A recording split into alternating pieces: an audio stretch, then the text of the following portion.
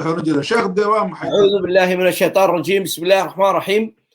الحمد لله رب العالمين وصلى اللهم على نبينا محمد وعلى آله وصحبه أجمعين. soo dhawaada walaalahay, baarak allahu fiikum wajazaakum allahu khayran. Caawa waa ballantii aan u fadhinay, haddaayay aan soo sheegayn idhi caawa waxaan u fadhinaa inaan falaqayno oo aan sheekha ka waraysano xaaladda geeska Afrika. ila soo dhaweeya sheekheena Sheekh Cabdiraxmaan Suleymaan Bashiir, mufakir islaami ah, aqoonyahan Soomaaliyeed, reer Jabuuti, takhasusaad kala duwan leh, runtii aad wada taqaaniin ood ka dharagsan tihiin. tacriifkiisu aan odhan karo qaniyun can tacriif. sheekhana soo dhawow. asalaamu calaykum. عليكم السلام ورحمة الله وبركاته. جزاك الله خير أستاذي، جزاك الله خير. dadkan weynahana iyakana جزاهم الله خير. عليكم السلام والسلام يا dhamaantood. aad iyo aad baad u mahadsan tahay sheekh, waqtigaaga qiimaha badan leh. walaalahana sugayna aad baan ugu mahadinayaa, aad baana uga cudur daaranayaa. runtii ciwaanku sidaad ogeydeen wuxuu ahaa dhacdooyinka ka socda geeska. halkay u socdaan? siday wax u socdaan? siday wax u jiraan? dhibaatooyinka jira maxaa xal u ah? waxaan runtii aan dul mari doonaa geeska sidaan sheegnay. waxaan ku furayaa runtii oo aan rabaa inaad ila dhegaysatiin ama ila daawatiin nin abwaan ah oo la yidhaahdo xasan waddo. waa kan.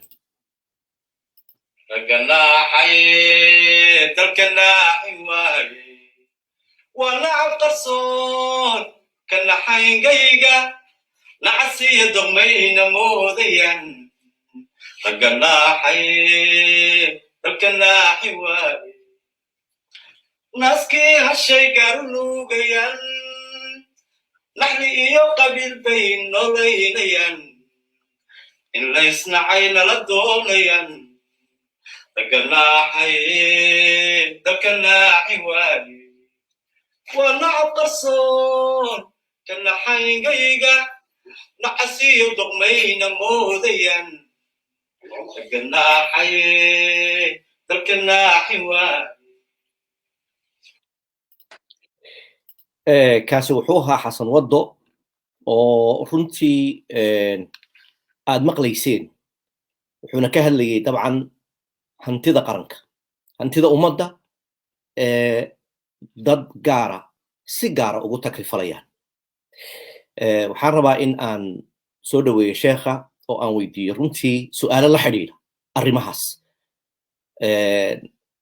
hadday Jabuuti noqoto, hadday Etoobiya noqoto, Soomaaliya, Somaliland, dowlad goboleedyada Soomaaliya ka dhex jira dowladda federaalka. waxaad walaalahay ka warqabtiin in maalmahan ay kulamo ka socdaan dhuusamareeb. marka sheekhana waxaan rabaa in aan wax kaa weydiiyo shirka ka bilaabmay. dabcan waxaa la sugayaa doorashadii Soomaaliya marka laga hadlo in doorashadii la qabto. waxaynu ka warqabnaa inay dhici weyday yacna one man one vote. sideed u aragtaa shirkaas sheekhaygi? soo dhow, khayr allah ku sii. اوكي هرتا الحمد لله، ثناء لله، الصلاة والسلام على حبيب الله وعلى آله وصحبه وسلم. وبعد walaalkay sheekh axmed jawhar aad baan ku salaamay.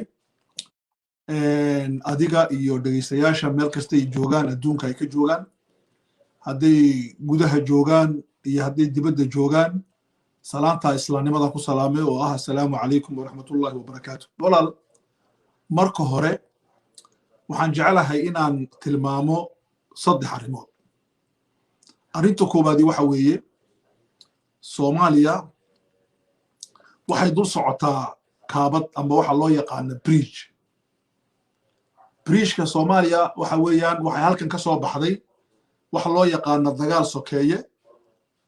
qabqablo dagaal iyo dhaqdhaqaaqyo diiniya oo ahayn sax. mashaakil baa halkan ay ka soo baxday. dhinacan kale waxaa yaala nabaddii, isfahankii, midnimadii, walaalnimadii iyo dhaqankii. okay, halkanna waa bridge-kii loo mariyey. وجدكي السراد وهي وجدكي السراد هوستيسو وهوك دير وهدي لغو دعو أن لغسو بحدورين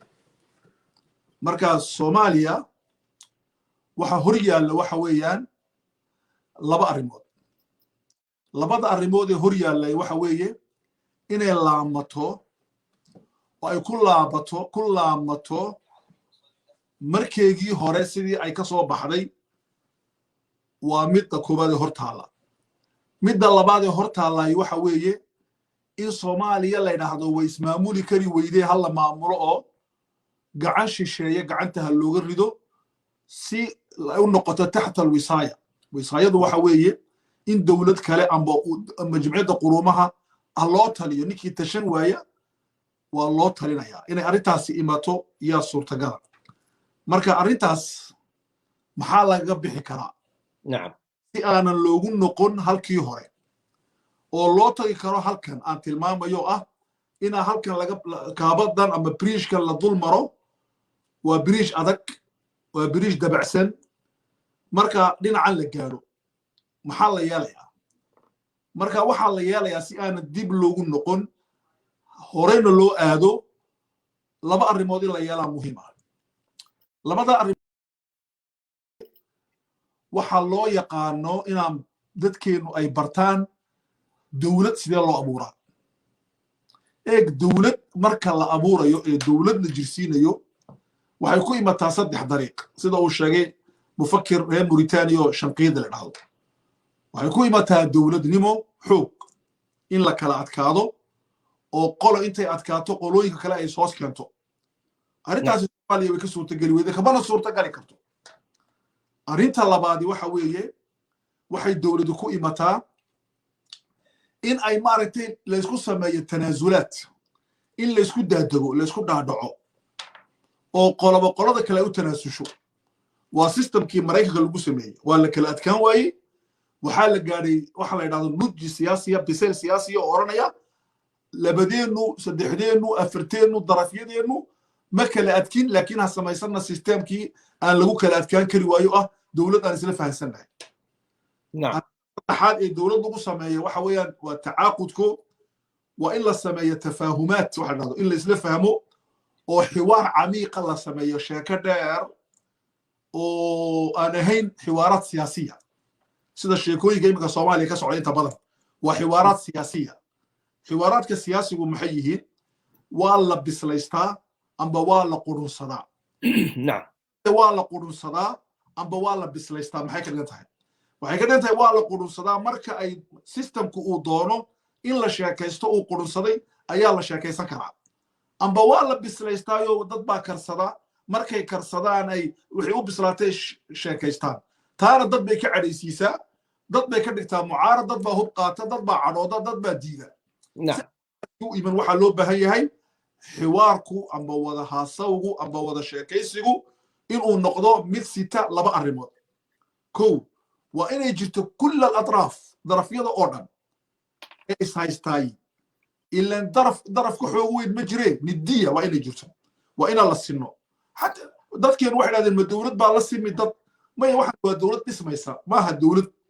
xataa dawladuhu marka ay dib loo abuurayo dawlada waxaa jira dumi gaadha oo adduunyada la isku waafaqay in dib loo abuuro marka dib loo abuurayo xiwaarka waxaa laga bilaabaa mina sifir zero baa laga bilaabaa runtaa la isku sheegaa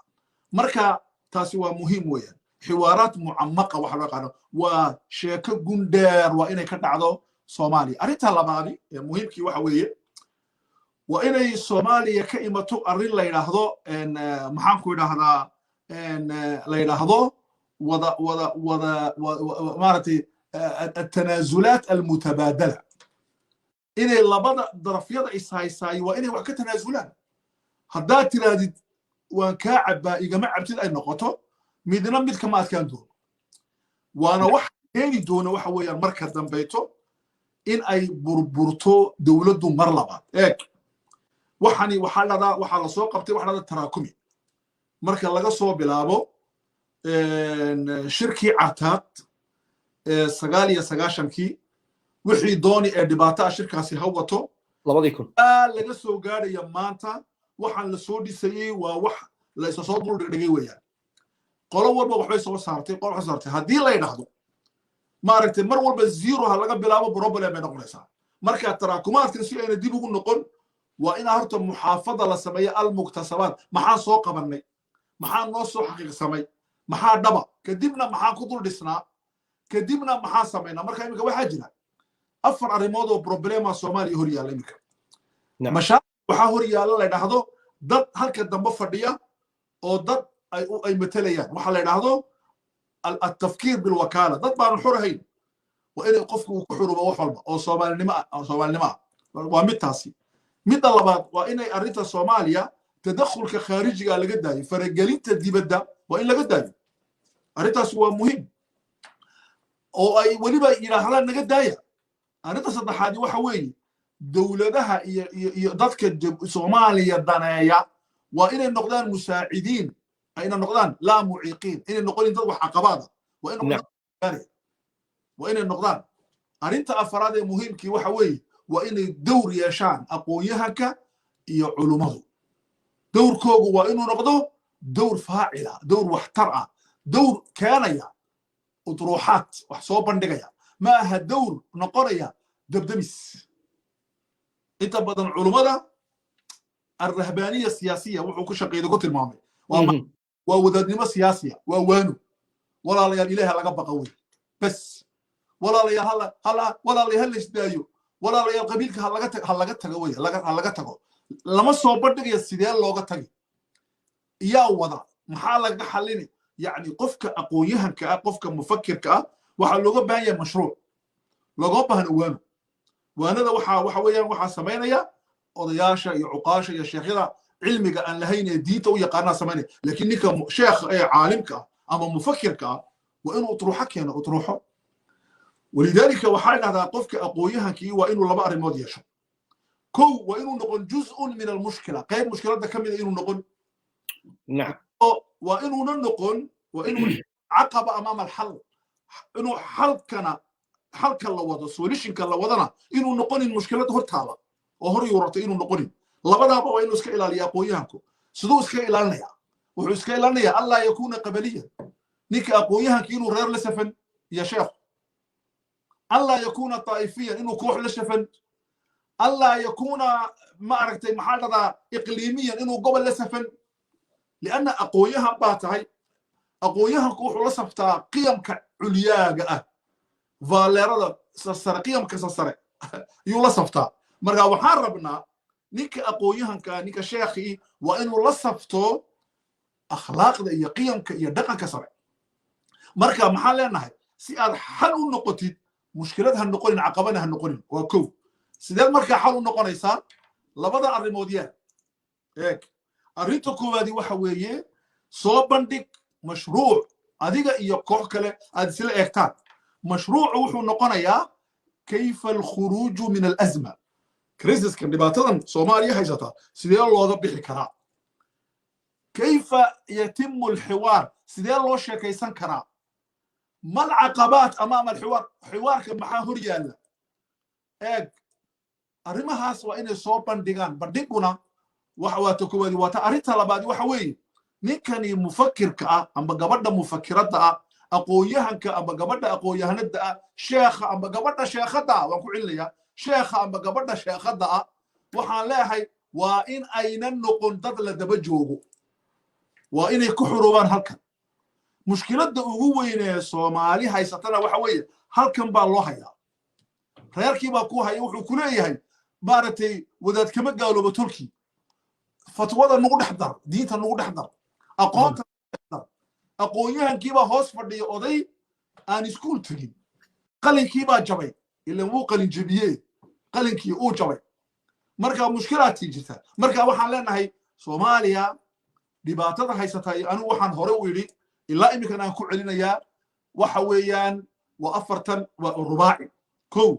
غياب أهل العقل ذاتك عقلك أصاحبها ويمقينهم أما waxay ka shaqeeyaan hawlo kale kow labo waxaan yiri siyaasadda ka shaqeysta suxun haddaan u dhiga ka dhilaysta oo ka shaqeysta siyaasaddu waxa uu tahay xirfad سياسي معها سياستنا أركا وسيلة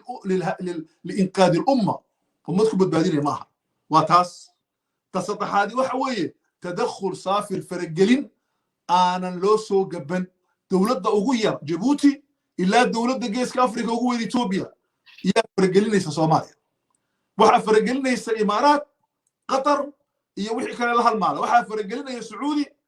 qaar waxay ku farageliyaan timir iyo ducaad iyo wadaadooyin way yargoode qaar waxay ku farageliyaan wax kale waxa faragelinaya wadanada reer Yurub oo malafka Soomaaliya faylka Soomaaliya hal ku yaala marka aan dadka kala tashado waxay dhahdaan hagu yaalaadi waxaan ku dhadaa ma yaala fiila Soomaaliya ma yaala Puntland ma yaala Somaliland ma yaala dhulkan oo dhan Djibouti ma yaalo wuxuu yaala magaalada la yiraahdo Roma iyo London iyo Washington marka Roma iyo London iyo Washington sideen uga soo qaadnaa feelasheena oo nu soo cishana waxa la dhadaa waxa imika adduunka raggan afrikanismiga dhada afrikanismiga waxa weeye dadkan imika soo baxay Afrika xoreynaya oo uu hor socday Ali al-Mazruuci wadaadkii weynaaye Afrabiya aabaha Kenyaga aha maaragtay Oxford ka soo baxay jaamacadda weyn maaragtay Ingiriiska kadibna Mareykanka Washington tagay doctoraa ka soo qaatay soo laamay marxaladii horena ahaa nin caadi ah marxaladii dhexdana nin afrikanismiya marxaladii saddexaad nin wadaad afrikanismiya yuu noqday uu tatawar way fuleeyay ninka Ali Mazruuci oo aaba ka yahay waxa la yiraahdo malafka Afrika Yurub laga soo cisho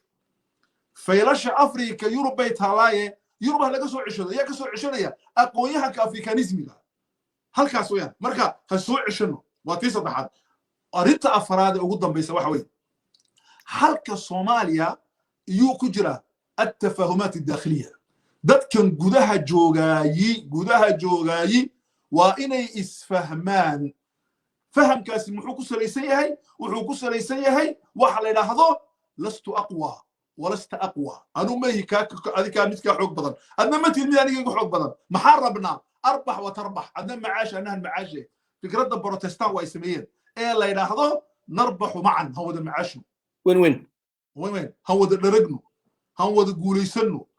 إمي كواحد لو فكرة يا عقلنا فيلا الصومالية هجوليسته ماي جبها جوليسته ماي بطلة هجوليسته ماي ما جوشة ما سين كنا قراداسي وحاسي عقلي ما عقلي قاسي وعقلي عروتها واحد جيري يروح بريقة يرين واحد ده معويو والله جيحه عريقة مصح ولا سكمة سحي ولا سكول عين مركا سياسيين وحوي وهالكي بيتاجين والله جاحية وجيحنا يان وحلين أجا يجسوا دوان أنا هاي يجسوا دوان مركزي وعقلية طفولية وهنوبها هنا مركا واحد نهضو عقلية الله نهضو عقلية الربح معا هم وذا معاشنا وكبح جزاك الله خير وحن رجينا يا شركني كسعودة مقالة داس لو سمرب كسعودة مدحوينها قبل كاس وقبتي أما الدولة هوسات كاس وقبتي ونين الصومالي نمذا جعلها وحن رجينا إن أي تفاهم وكدعو أو ليس لقرتو أو فكرة لا ينهضو حقيقة وحيتها لا فيلا صومالي أنا صح معها حقيقة معارض كها أنا صح معها حقيقة وحويا ووحي ذاتك اسكو أفكرتان سياسة ومحي التفاهم بيكون كسلسة واحد اللي زي فهمه ولا اللي ما يكون سلسة وحاول يرنيكي وارتي ويلوال الأورني رجع وحول بكون ديو ولا روح كنا موان واهب ولا لو ها وحال الربائن عقلية دار ليشو تاسبا مهمة هل كيبان كبلونا سيرو بلونا أضراف تاس أو دوينا كتاب قشو وإن أنا اللي دقدقين وإن أنا اللي قحدين حلقة صوماليا واحد دورشة لا ينهضو حلقة صوماليا دورشة كم حد حلقة صوماليا وحو كحدية بناء دولة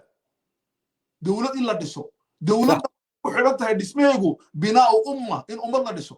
أمة دسميغو نوحو كحدية بناء فكرة إن فكرة الله دسو فكرة إلا دسنا وحي كحدتها بناء إنسان إن إنسان الله دسو إنسان إلا دسنا وحي كحدتها وطروحات إلا صوبندقو بروجكتيو وحو ماها هذا الإيشياء كماها وانكبحي aad iyo aad dad u mahadsan tahay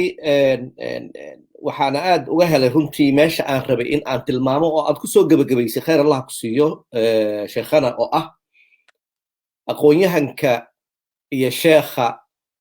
caawa way cusub tahay oo waxaan leeyahay arooryasan baa maaragtay gabar sheekhada in la sheego culimadu ay sheegaan inta badan lama sheego gabar sheekhada laakiin gabdho badan oo maaragtay culimo ayaa buuxa oo runtii caqligooda in laga faa'iidaysto ay tahay sheekh qofka aqoon-yahanka ahee ku dhex jira dynamigan maaragtay soomaaliga ah ee sitada dhex fadhiya isagu fitnadan ma ka baxsan yahay si uu u keeno udruuxo caafimaad qabta oo siinaysa fikir caafimaad qaba caqli caafimaad qaba isbeddel tagyiir caafimaad qaba samayn kara su-aashaan isweydiinayay tahay ma ka baxsan yahayoo bannaanka ma ka joogaa sheekhay eeg su-aashaas waxaa ka jawaabay nin la yidhahdo jodad saciid oo mufakir suuri ah waxaana ka dhegaystay xalay toole muxaadaro uu samaynayey booqashada uu ku marayo ustaad mustafa xaaji ismaaciil gobolladaas maaragtay puntland waana booqashadiisii ugu horreysay burburkii soomaaliya kadib ee uu ku tago dhulkaasi waana uu ku mahadsan yahay sheekhu dadka u yeedhay soo dhoweeyena waan ku faraxsannahay sheekhu maadaama uu khitaab islaamiya oo dhexdhexaada u wado in laga faa'iidaystana waxaan u arkaynaa inay muhiim tahay marka waxaan u jeedaa aayadda qur-aankee fakhalafa min bacdihim khalfun warithu lkitaaba aayadda qur-aanka waxaa jira waxa dhahda aqoon-yahanku waa labo musaqafiintu waa labo culummaduna waa labo waxa weeyaan caalimun bihimmatin wa caalimun biwiraasatin mufakirun bihimmatin mufakirun biwiraasatin cilmiga qof dhaxlaa jira yuu ka dhaxlay wuxuu ka dhaxlay aabbayaashii sheekhyadiisii buu ka dhaxlay waa lagu shubay isna dadku ku shubaa hada yusamaa cilmu lmiraas waa dhaxal ولذلك بري وحن علماء كشكي سنجر وحده توريث الدعوة توريث العلم والعلم قدرتك هندحشينه إمك تاسو حاورك يعني بنت قف وحنا دحشين كنا مجرو وحاجر قف رابا إنه وحبرته قف إرادك أبور فولنتي نعم كو أبور السجا هكاي ما تقولوا علمك قاتو مركا أن لنا علماء أنوجن وكوي ويا ما كتاب سيدها مثل فكر سيدها وواحد وجد ninka kitaab sida ee gacanta ku sida ee la sheekh maxbaan akhriyaale mise nin fikrad sida kitaabkan waa inaad ka soo saartid fikir kitaabku halkan buu yaalaa waa qur'aan wuxuu soo degay 1400 sano maanta Soomaalidu maxay u baahan tahay ka soo saar صحيح inaad akhridid wuxuu ibnu kasiir yiri iyo ibnu al-athir wuxuu yiri iyo ibnu hebel wuxuu yiri oo quraanta maaha ii akhri laakiin waxaad iga soo saartaa anigu oo degan geeska Afrika oo jalanjiyo gaara leh oo waxyaabo khaas ah haystaan maxaan kala soo baxaa maxaan noloshayda ku habeeyaa quraankan iga soo saar uu ku jiray haddaad ka soo saari karin weeco mid kale ka soo saari jidka u banneed ha ka hortaagna hada caalim bilwiraasa mufakirkuna waxa weeye aqoonyahan intuu yurub tagay jaamicad ka soo baxay Oxford amba maaragtay jaamicadaha ingiriiska ku yaala ka soo baxay amba kuwa talyaaniga faransiiska jarmalka maraykanka kanada wax barbartay wax loo sheegay wixii soo qaaday raba inuu Afrika nagu keeno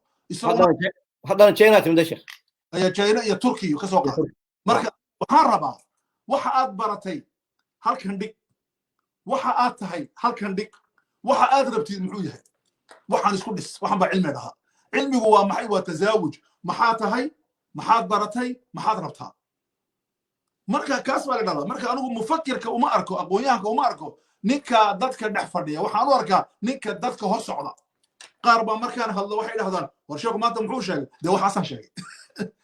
waxaasaan sheegay haddaad hore u taqaanin ahlan wasahlan haddaad hore aqoon imika ogow haddaad doonana qaada haddaad doonana diid laakiin waxaa lagaa rabaa inaad tiraahdid wallaahi waa wax cusub anigu waxaan rabaa inay dhahdo war Soomaaliya ma rabto ma doonayso kuma soconayso waxan wax kale u baahan tahay waxa kale ayaa keenay aqoonyahan baa keenay aqoonyahanku waa ka cilmiga dhaxlay maaha waa ka cilmiga ka soo saaray fikrad cilmiga waa inaan ra'yi ka soo saaro haddaan ra'yi aqoonyahan mihi waa ka baxay khayr allah ku siiyo waxaan u gudbaynaa marka intaasaan taa kaga gudbaynaa haddii waa la yidhaahdo waxaan u gudbaynaa dhibictii Jabuuti ahayd waxaad ka warqabtaa sheekhana Jabuuti dabcan wax badan oo waxaa ka jira baahi hoggaanna uu jiraa dalka oo dee dal bilaa hoggaana ma ah oo madaxweyne Ismaaciil Cumar Geelle ayaa madax ka ah iyo xukuumaddiisa waxaan rabaa in aan laba arrimood aan ku weydiiyo horta waxaan jeclaan lahaa in ay nala dhegaystaan walaalaha ina daawanaya khudbad uu madaxweynuhu jeediyey inta aanan khudbadda aan dhegaysiinin walaalaha waxaan rabaa in aan wax kaa weydiiyo arrintii dhex martay soomaaliya iyo kenya ay isku haysteen soomaaliya iyo kenya dacwad kabacdina jabuuti oo igaad matalaysa ay dhexdhexaadintii samaysay arrintaa meelo badan baa lagaa waraystay sheekhana waxyaaba badan ayaa soo baxay dad group maaragtay mas-uuliyiinana waa la saaray si arrintaa yani wax uga soo saaraan maxaa dhacay sheekh arrintaasi maxaa ka soo baxay horta waa anigii ka hadlay waxaan kaga hadlay meel uu inaan maaragtay wadaada oo saaxiib nahay oo reer canada uu leeyahay sheekh cabdirasaaq nacam ma laamayo laakiin waxaan sheegayaa arrimaha jabuuti iyo soomaaliya dhex maray dadku waxay isku laaqeen laba mashruuc waa mashruuca iminka ka hadlayo waxay isku laaqeen soomaaliya iyadoo jabuuti la walaala iyo eritrea raacday ismaaciilna isagoo tii haya iyuu soomaaliya ka jartay mataqaana macnaheeda ka argoosta yani soomaalida juutaa ka jartay ka wuxuu uga argoostay waxay samaysay wax la miduu sameeyey marka waxaan is idhi meesha macaruur baa isku diranaya caruurta kala argoosta oo kala jarta oo isku dhiidhiiba oo waxaasi macaruur ciyaarayaan mise masiir ummadeed bay ka talinayaan marka qolada la jirta ismaaciil ismaaciil cumar sacabka u tumaysa amba soomaaliya ha joogaan amba jabuuti ha joogaane waxay leeyihiin ninka la yidhaahdo maxamed maaragtay farmaajo wuxuu booqasho ku tagay magaalada la yidhaahdo asmara iyagoo jabuuti dhul laga haysto arrintaa kuwa kaleetana waxay leeyihiin maaragtay isba waa kii sidaas samey waa sheeko yaroo aanan sax ahayn laakiin anigu laba arrimood baan meesha ka soo saaray horta waxaan sheegay arrinta la yidhaahdo ismaaciil cumar geele iyo siyaasi afawarqa ma isdiidan yihiin reer soomaaliyaan ka saxay isma diidano way isogol yihiin inay is-ogol yihiinna waxaa ku tusaya ciidanka jabuuti dhulka laga haysta ma difaacee soomaaliya loo diro hiil walaal buu shaqo ka doontay marka nin dhulkiisa laga haysto meel kale ma difaacee horta dhulkiisu soo ceshadaa marka ma jiro inay dhex fadhiday dowladda la yidhaahda qatar ay ka socotayna iyada nafteedu jus-un min almasraxiya ahayd qayb ka mida riwaayadda unba ahayd waxaa la rabaa in caqli lagu shaqeeyo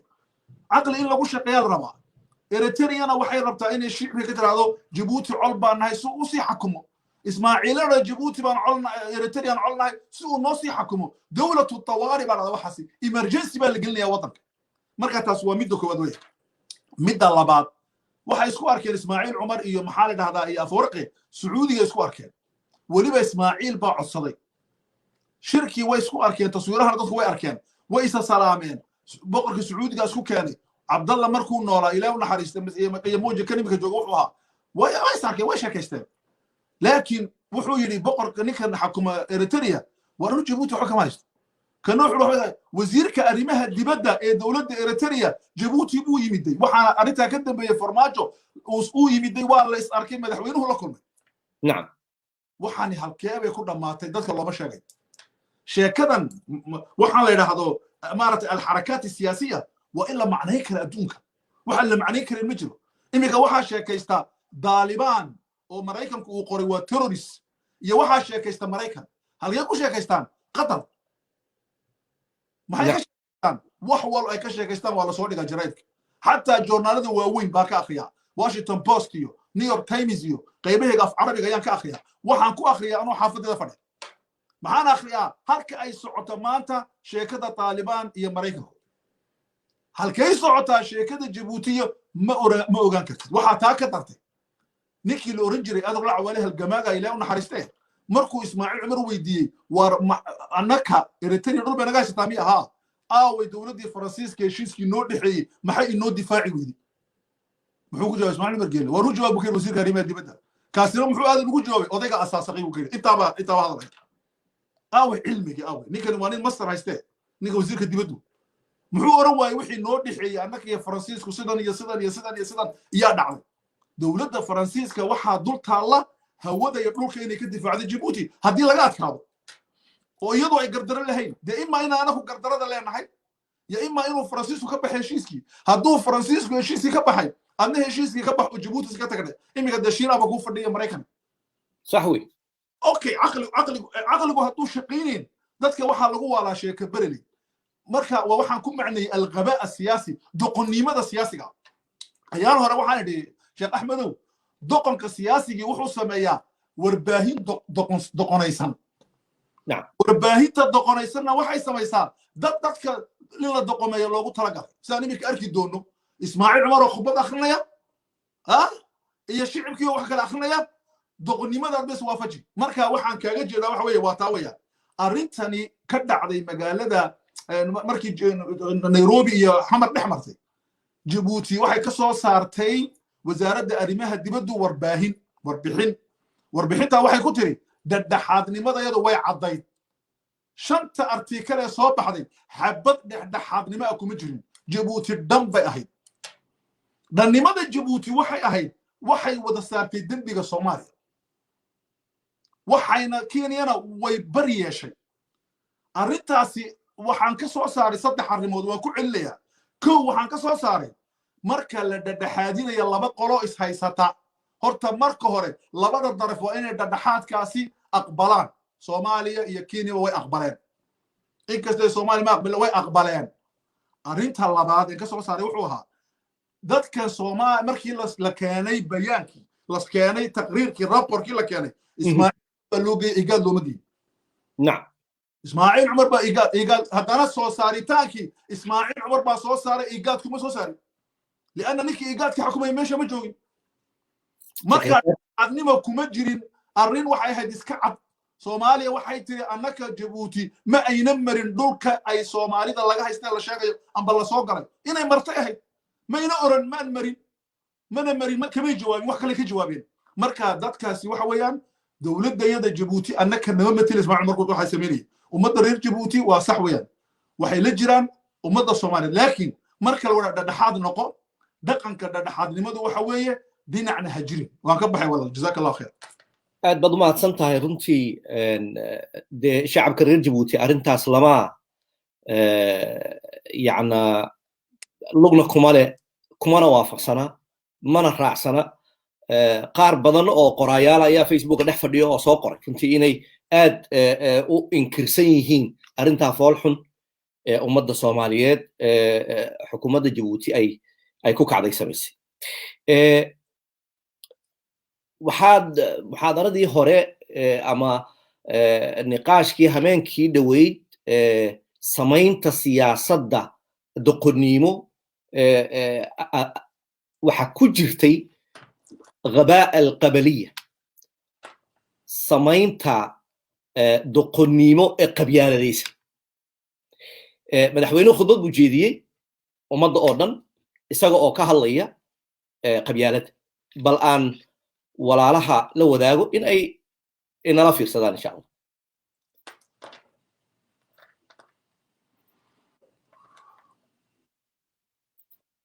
aan kaga dambaynay 17 sano miyaad garanaysiin Afrika oo qabyaaladii situ takalana dad islaynayo iscunaya ayaan kala ilaalinayaa buurinay gal isma ilaalinayno mid baan oo walaal baan nahay oo waan xidid baan nahay oo dalka baan wada leenahay adigu socbaan way daraartii aan sidaan nidhi ayuu socdaa way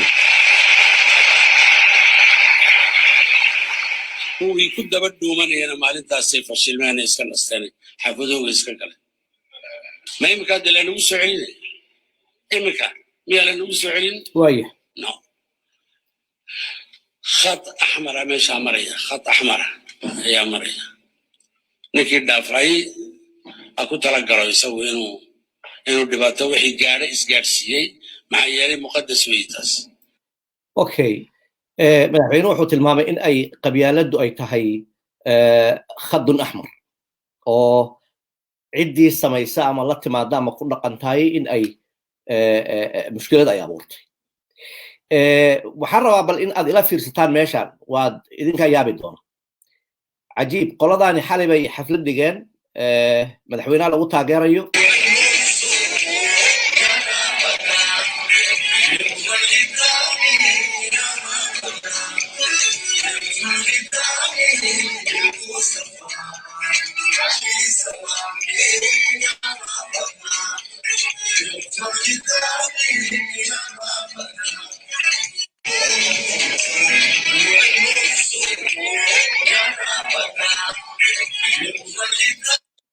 عجيب taasina waa nooc kale oo qayb ka mid ah qabyaaladda sheekhan weydiin doonaa tafsiirkeeda halkan waxaad ila arkaysiin xaflad wasiirka waxbarashada sare ee dalka Jabuuti loo qabtay bal ila dhageysayada farxadda wasiirka waxbarashada qaranka iyo tababarka xirfadaha oo ay ku hambalyeynayeen xilka ballaaran ee uu u igmaday madaxweynaha jamhuuriyaddu mudane Ismaaciil Cumar Geele waxa kale oo ilaahay iga dhaliyay reer ballaaran iga dhaliyay alxamdulillah markaas sidaasina maamulka reerkaasi oo qarankaasina wuxuu ku kooban yahay qaybad badan buu ku kooban yahay marka qaybta aan ka soo jeedo waa qayb ka mid tahay qaranka ka mid tahay marka aniga dadaalkaygu iyo warwarkaygu iyo waxay noqonaysaa inaan qaybtaan ka soo jeedo ay qaranka qayb libax ka qaadan lahayd hadduu alla yidhaaho ilaahay wuxuu iga dhaliyey reer ballaaran iga dhaliyey okay waxaad arkaysiin dabcan waxa idiin muuqata in wasiirkii waxbarashada uu ku hadlayo magac reereed dee anigu weligay ismaan dhihin mana filayo qof reer Jabuuti oo intuu Jabuuti wax ku bartay ay dhici karta inuu ku hadlo magac reereed bal waxaan aaminsanahay anigu inay kaba dhuuntaan reer Jabuuti inay sheegtaan reerkay ka dhasheen Sheekh Cabdiraxmaan miyaynan isku dhacaynin madaxweynuhu oo leh arrintaas waa khad axmar iyo wasiir xukuumadda ka mid ah in uu yiraahdo anigu beel weyn baan ka dhashay lana soo joogsado shaaric hameen ka horreysay anigu arkay de waxay igu noqotay wax aan aqliga geli karin marka waxaan aaminsanahay Somaliland haddii ay ahaan lahayd malaha de Somaliland waa dad ay caadi u tahay oo qaabkaas waa loo hadlaa yani waa la liqi kari lahaa Soomaalida si fogay koonfur ma garanayo de inuu qof oran karo sidaas laakiin ayadana way dhici kartaa in la sheego sida maxaad ku fasiri kartaa sheekhaygii siduu ina Geele ama madaxweyne Ismaaciil Cumar Geele u adeegsadaa qabyaaladda okay jazakallah khair maalintii dhaweyto aan mawduuca aan isla rugnay ku saabsanay duqonnimada siyaasadeed sida loo sameeyo nacam hadalay dhowr nooc oo duqonnimo ah kow waxaan ka hadalay doqonnimada madaxda doqonnimada la shicibka la doqonaysiiyo waxaan ka hadalay doqonnimada aqoonyahanka waxaan ka hadalay doqonnimada qabyaaladda waxaas oo dhan macno ku soo ururtaa magacayga waxaa dhahdaa burburinta mujtamaca waa inaad burburisid nacam ood ka dhigtid mujtamac bilaa qiyama bilaa dhaqan kol haddii bulshadu bilaa dhaqan noqotana waxaa suurtagal ah inaad xakuntid dadka maxaa lagu xakumaa calooshoodaa laga xakumaa nacam marka waxaan kuu sheegayaa waxa weeye walaalkay sheekh jawharow madaxweynuhu markuu akhrinayey maxaa la yidhaahdaa hadalkaa iminka aad saartay ee aad tiri wuxuu yidhi waa khad axmar oo cagaaran oo lasoo dhaafi karayn markuu yidhi odaygu khad cas khad cas markuu yidhi wuxuu u jawaabayay inan yar oo iminka dib ugu heestay oo idhahda masrax dhahdo oo magaalada Jabuuti yimiday oo la reereeyey isna reereysnaabaa la yidhi u jawaab waxaana amarka siisay xaaska madaxweynaha uu jawaabay markaa jawaabtii caddayda uu siiyey wuxuu yidhi waa khad axmar lama mari kara halkaa annagaa kuu sheegayna meel la tago Soomaaliya farta ku fiiqay halkaa baa fidin lagu xidhaa oo laga shaqeeya waxaan waan ku tilmaamayna halkaa tag buu ka yidhi kiyar markaa su'aashu waxa weeyaan jawaabta uu bixinaya waxay ahayd dad baa ka cadhooday riwaayadii iyo masraxiyadii iyo sheekadii kaayar loo sameeyey okay laakiin xalay toole amba habeen hore magaalada Djibouti waxa ka dhacay wax aad u fool oo afar arrimood wata nacam waxa ka dhacay xaflad lagu dhigay meel sare oo loo yeeray dad masaakiina oo qoosaaka waxay ku soo quracdeen la gelinin waxay ku soo qadayeen la gelinin waxay ku soo casheeyeen la gelinin yaar kale meesha bariis ku cuna nacam waa loo yeeray reer dadkaas halka ka yeeray dad masaakiina arinta labaad waxaad ka hadlaysaa wasiirka tacliinta saramaha oo wasiirka tacliinta yarka yar Mustafa waxaa jira maamulaha jaamicadda sare ee Djibouti jaamicadda ka ayaa qabanqaabiyay barnaamijka xalay dhacay ee lagu heesayay ninkaas qabanqaabiyay waxaa qabanqaabiyay sheekh Dandaawi la yiraahdo oo qasiidadaha qaada laakiin qasiidadihi u bedelay Puatnem Park nabi Muhammad baa la isku dhukanay sallallahu alayhi wasallam isagoo la heesay يا ربي بحسن الخاتمة يسوي لي با الإسلاموري أركيس نين يا ناق ساس كودجي يعني نبي إلهي با ماشى كوبه ديني دينتي با كوبه دينتي وحال الرباطات كان إلا قبا بيو دقني الدين مركي إلهي النبي علماء أمانيان ميل بيلتريين حتى كوا صوفيين تدربان كتمانيا ميل بيلتريين ما هي ما دو دانس وذي وين وقرخو عادي هو أنا قاعد وين أيا صدالها يعني ضدك وحوين ولا قبيين يا وقريتها لبادوي قريتها صدحات ماشي كده عادي وحوي ووحوسه معاه كوسريه واخد احمر بودي واخد احمر بودي وطريق واجد ولا ما دافي واخد عصبودي خدكي عصابو انت اسلامته و ياد انا ورك هيا صدح نين انت و ياد حاسك مدحوينه iyo ku tiri xaflad qabta oo yaanu qabanaa reer hebel u qabta oo maxaan u qabanaa hebel iyo hebel baad u jawaabaysiin oo maxaan ugu jawaabnaa wayna kadeedeen oo gormani kadeedeen wadada qolba ku hadalba waa nin siyaasi oo weyn oo Djibouti fadhiya waa nin maartay sheekh oo meel kala fadhiya waa nin kale oo rasaas lala dhacay oo meel kala fadhiya waan waxa loo jawaabayo waa dad aan waxanba ka warhaynba qolana aan sheegin iyaa la leeyahay u jawaaba marka raggaasi maxay yiri adigu maxaa doonaysaa waxa eeg aqliga waxa jira kelmad waxa jirta madaxweynuhu uu yiri 6 sano ka hor uu yiri بوشتو ما هو عيقاسا يويد باشتون قولوا باشتو كيد كو باكستاني دوي ولا محوجي أفغان كلمة دا محوجي باشتو هو حويان وضدك أفغانستان ugu badan ويبدينا أفغانستان بيقول بدين يا باكستان حدود دولة حيان وكو لبا محوري باشتو محوجي ودقالي هنو صدح محوب باشتو يجي وين ميدوبين بريور وحيان اسك خلاف سن يكو وين ميدوبين وحاجر الضد بقى مالي فريستين موليد bay samaysteen waxay yiraahdeen waan midoobayna maxaad ku midoobaysiin magtaan wada bixinayna dhaqaalaha iyagana waan mideynayna wax yar noo gaarkay qoloqolada ee hoosta ayaan mideynayna ha waxa loo yimido waa la garaacay inuu waxa ka xumaadeen maxaa ku tusaya bashtuub ee kelmadda uu ka soo qaatay uu garanaya meesha ka soo qaatay waxa uu soo qaatayna uu garanaya reer kan yar ee maartay hoosta ee bashtuuga hoostiisa ana wuxuu uga saaray muxuu uga saaray sheekadaan hayaa anigu wixii laga yiri صدح nin baa loo yeedhay waxa lagu yiri war wasiirnimadii baan idin soo celinaya haye shaaca ka qaada baasha waan li daboolay yaa li daboolay reer hebel iyo reer hebel iyo reer hebel balawli iyo kana waa loo yeedhay qolada kale waxa lagu yiri qoladani waa xalay xaflada tumanaysay shalay magaalada soo galay waa qaxooti anaka waraqadaas in qolada ininka wadaniya waan li ooday way niga bateen haga suuqa ininka ni dhiibayna qola saddexaad baa loo yeedhay iminka waxa laga leeyahay wasiirka ininka يعني وغباء ودقنيمه نعم كان كان جامعه دغه وزير خواشي وحو عياري wax kala ma waa inta اللهم عرفت waxay tiraahdaa اللهم على الاماره ولو حجرا اله امير قدك دغخنا حكومه دغخنا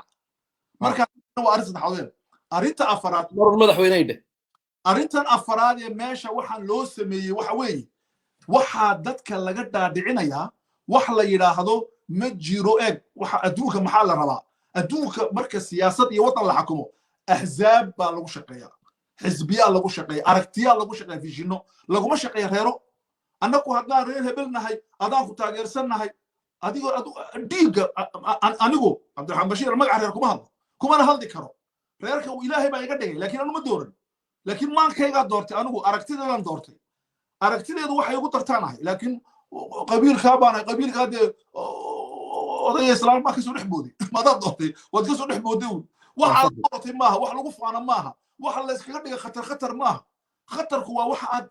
xagan maxaad ka maashay maxaad ka soo saartay sida uu inta badan ku celceliyay gaariya weeyaan marka aniga waxa tahay ii sheegin waxa dhigaaga ha ii sheegin halkeed ka soo jeeda ha ii sheegin waxaad iga warantaa maxaad aaminsan tahay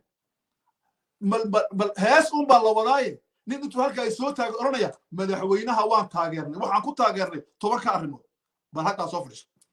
kow oo laba oo saddex oo afar waxay ku leeyihiin deganaantu see u sii socotaan shacabka ugu tumayna ma qof baa deganaan haya hadduu qof yahay deganaan ma waxaas waa wuxuu u bixiyay mufakir caalamiya istiqraar waahib waa deganaanta imagination ka beenta okay madaxweynuhu markuu ku leeyahay waa khad axmar uu ku leeyahay wasiirkii educationka ninkii tarbiyada tarbiyaniya education national educationka barbaarinta ninkii mas'uul nooga ahaa intuu isa soo taago 6 nin buu isdaba joojiyay oo dhakhtar ku jiro doctor dadka daweeya oo reer quraato wada ah wuxuu ku leeyahay anigu waxaan halkan u fadhiyaa reer weyn buu ilaahay ka abuuray oo ayuu reer yar ilaahay ka abuuray tabaaraka wa tacaala يا ريال ما جرى ريال سواليدا والعب وحال غير وين إنه يهين وقرينا مركي قاركود وإنا اسكترادي راشا إسحاق إنه غير وين يهين ما هنجيس كأفريقيا دم غير وين كويين قفنا كما قرصون سيدا أي راشا سمرون غير وين ويهين وجيس كأفريقيا تكن سيدا أي راشا عيسى غير وين ويهين وجيس كأفريقيا تكن لنا كما قرصون سيدا أي راشا إسماعيل جبرتي غير وين ويهين ما قفنا قرصونتها سيدا أي شيخي على شيختاي يا سيدو هوية غير وين وياه سيدو مارتي وحودا غير وينين صومالي ده مجرو مرة غير باجي مجرو غير ولا وده وياه لكن ده ويناتها سوى محي غير كوا شيء دولتنا وشيء إسكون هاي قاعد دكتور المها يقول غير كاغا ما هده المها واحد دكتور عن فريقه غير كاغا ما هده المها عرب كي غير كاغا ما المها كل غير كاغا ما إذا السكول كفكر بركة الصدر جوجينيسيد نحن أو شيخي أتكينيسيد أو شريفكي أتكينيسيد ماشى أو كي بوليس كوجري ريركا أتكينيسيد سوف ريسينيسيد كي مدحتوين الجوجا سوف ريسينيسيد وزير كي هو سوف ريسينيسيد وحاس أوردريا كدم بي خضر حيد بقطة بس أنا على سعودة وحي كتري وريركا وعرض وإحنا أنا كنا كان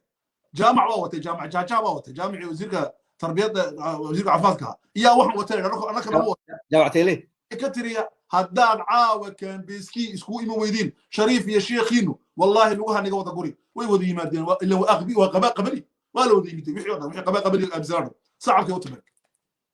مركاسي عقلي قاس وحا دولة ماها مركا أبو كله واخد أحمر مركا وحا أنا كم أرنا إسماعيل عمر وغبي كم أرنا إسماعيل عمر وغبي فوق العادة مركا سفير لسمينة واني مثلا امباسادور اكسترا اوردينير بعدها وسفير فوق العاده واحد دقنيمو اكسترا اوردينير اسماعيل عمر ودقنيمو اكسترا اوردينير وغير عادي لكن وحا كفالحون وزير ودورته او نقنيا غبي اسغنا غير عادي اكسبشنال ودقنيمو اكسبشنال ويقول لي انا وحا كدشي رير وين يا رير ضاك بفجعي كان كلا وحو كليه كان جامعه جوجو وحو كليه عيار مارتي دانتي عيار اوديال بالو يدا شيخيا نبا انتو هبلسن قبسداي شيخ مغعيس شيخنا هبلو قرب قبسنيا قار يرو وهابيه ام بقار مارتي وداتا ايا igu haystay qof aan salaam war salaamtu caalimku markuu naag salaamayo ام qofku uu salaamayo waa khilaaf fiqhi khilaafka maxaa khilaaf fiqhi baa قرضاوي بن بيع علوم ما قبطه إن الله سلامي كرم هذه شهوة لو جديد كوا خليتنا وحرام بعد تابعنا هو يا ابن بدن لا يكون هذا ثاني قرب لا قبطيه إلا دانسيه إن دحض الله قبصده إيو ومجع النبي محمد لو قبصده هذا ليس دينا وحاسي دين معها وحاسي ملت معها وحاسي أخلاق معها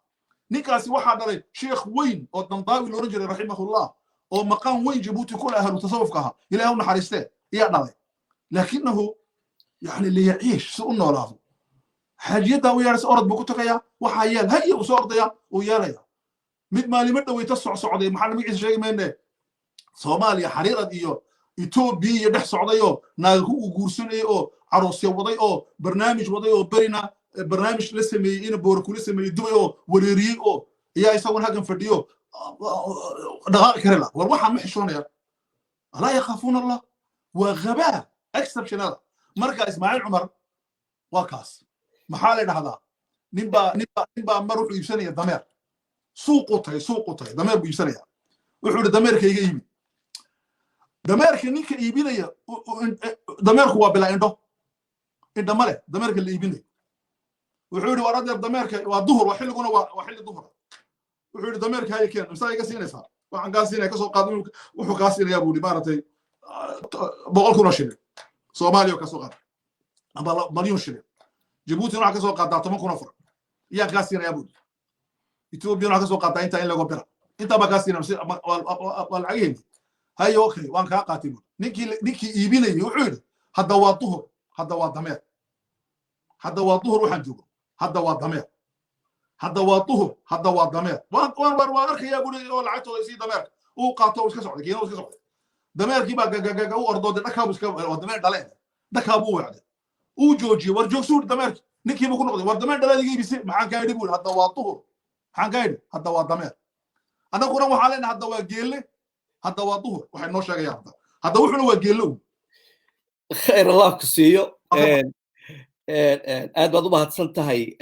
runtii waa su'aalo badan oo isweydiinayaan dadka reer jabuuti runtii xaqiiqatan arrimahan oo kale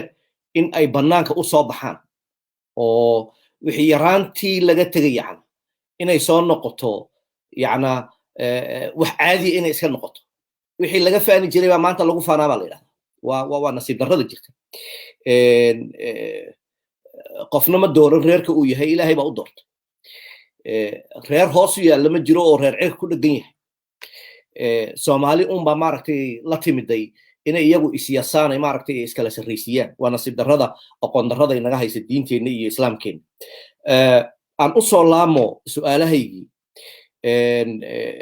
runtii dadka reer jabuuti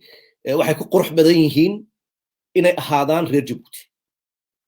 dadka reer jabuuti waxay sheekhaygii ku fiican yihiin inay ahaadaan siday ahaan jireen weligood oo doqonnimada cusub ee soo baxday inay iska diidaan dabcan waa dad ay xorriyaddu ku yar tahay laakiin way xoroobi doonaan insha allahu tacaala sheekh waxaa yimiday wafti caskari ah oo suudaan ka yimi waftigaa caskariga ee suudaan ka yimi jabuuti yimi waad ka warqabtaa waxaan rabaa in aad iskugu kay qabato ujeeddada ay u yimaadeen kow maxay tahay maxaa laga rabaa labo madaxa sirdoonka jabuuti xasan saciid xasan madoobe wuu xanuunsan yahay allah caafiyo waa la qaadaa la yidhi dalalka galbeedka lagu soo daweynaya sacuudiga lama geynin turkiya lama geynin faransiiskana ma maqal sheekh xagee la geeyey sababta meelaha kale loo geeyey maxay tahay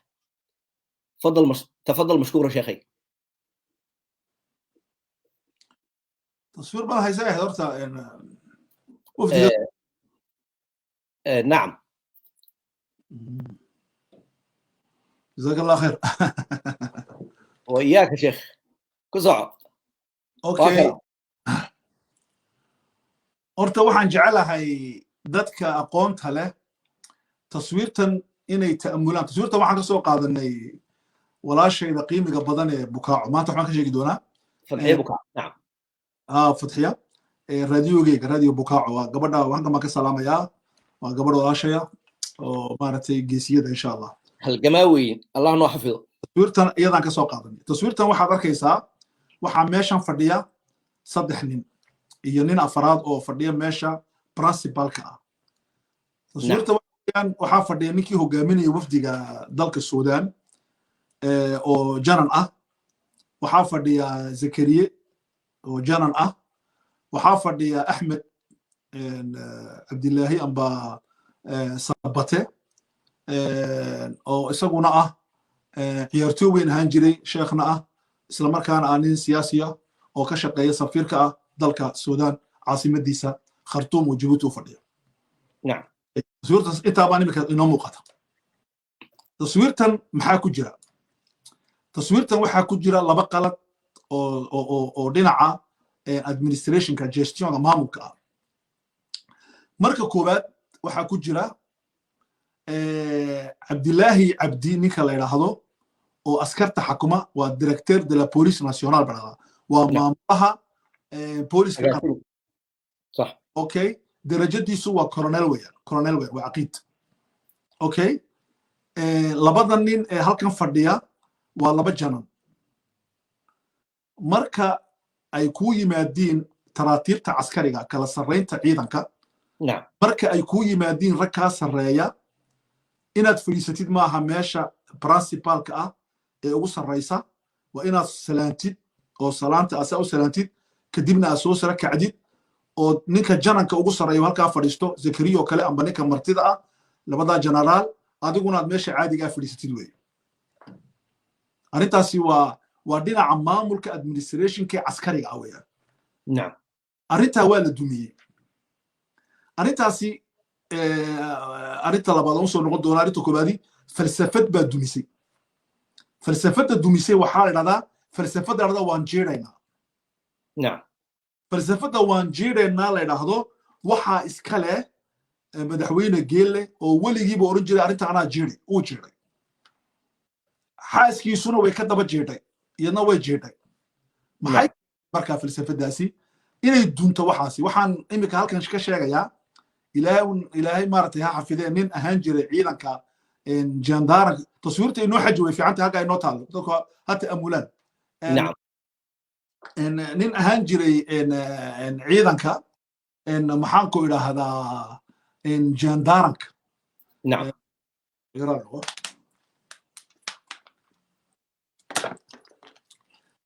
ciidanka jandaranka deraga ragga la idhaahdo nin maamuli jiray oo iyo waraqad u soo qoray nin maamula ciidamada ilaalada madaxtooyada waxay ugu imatay waxa loo yaqaano si toos ah iyadoona soo marin maalihii inay soo marta ahayd oo ah ninka ciidanka haysta madaxtooyada amba ilaalada madaxtooyada amba jumhuuriga ninka haystaay waa colonel ninka haysta ciidanka jandaranka markaana waa colonel laakiin waxay ku kala duwan yihiin laba shay ninka ciidanka jandaranka haysta waa colonel kow mar hore colonel noqday 10 sano ka hor kana iminku colonel noqday maarta asbaqi waa la ilaaliyaa kala horeys waqtiga waa la ilaaliyaa ciidamada waa labo arrinta labaadi waxa weeye aqoon ahaanna uu ka horeeyaa uu ka sarreeyaa kana uu ka dambeeyaa waraqadii buu direct ugu diray wuxuu xaflad baan leenahay noo imo wuxuu ku ninkaasi war waraqada aad ani igu soo hagaajinaysid sax maahine waxaad ku hagaajisaa madaxtinimadana xakunta waxaad ku tiraahdaa waxaan doonayaa amba rabaa inuu hebel ii yimaado xaflad aan leeyahay kaaba aniga amarkay soo siinaya adu amar ima siin karaysid ninkaasi shaqadiisii buu ku waayay arrintaas waa la jeeday marka inuu imika zakariya fadhiyo uu fadhiisto hadduu halkaa fadhiisan waayo shaqadiisu waaya maad ifaantay waxaan u jeedo okay taasi waa midda koowaad weeye midda labaad birooga la joogo xafiiska la joogo waa xafiiskii colonelka waa sax laakiin haddii xafiis kasti loogu tago hadduu madaxweynuhu imika halkaa yimaado halkaa inuu fadhiisto maaha waa inuu ka soo kaco halkaa madaxweynuhu fadhiisto imika hadduu joogi lahaa ninka la xasan saciid oo amniga jabuuti xakuma halkaa isagaa fadhiisan lahaa security nationalka halkaa isagaa fadhiisan lahaa marka waxaa la dhowraa waxa weeye waxaa dhada kala sarreynta waa kow arrintaasi waa lagu khaldamay arrinta labaad waxa weeye ciidan booliis iyo ciidan militeer markay noqoto ciidanka militeerka ka horeeya ciidanka booliiska booliisku waa amni daakhili anteriyarku ilaaliya laakiin militeerku muxuu ilaaliyaa amniga gudaha iyo amniga dibaddaba booliisku hadduu kor jeer amar qaadanaya ninka hadduu amar qaata ciidanka xakuma booliisku amarkaasoo ka qaadanaya taraatiibta taabaa ku jirta marka halkan waxaa dumay nidaamkii baa dumay su'aal baanu imananaa su'aashu waxa weeyaan maxaa loo dumiyey taswiirtani maxay ka dhigan tahay laba arrimood oo dadka reer jabuuti iyo dadka soomaalidu inay ogaadaan aan rabnaa jirta arrinta koobaad waxa weeye xasan uu dhacay uu bukooday waa la qaaday muxuu u xanuustay maxaa ku dhacay waa su'aal سؤال لبادي waxa weey حسن waxa haya cudur kale oo waxa ka weyn oo psychological حسن سعيد نعم هي psychological ke psychology waxa weey waa cudur ka la yiraahdo حسن waa lagu eriyaya waa lagu bedilaya si uu arinta uga baxsado markii saddexaad buu madaxweynaha ka codsaday in la geliyo maaragtay shaqada in laga joojiyo rataradkiisa la gasho laakiin waa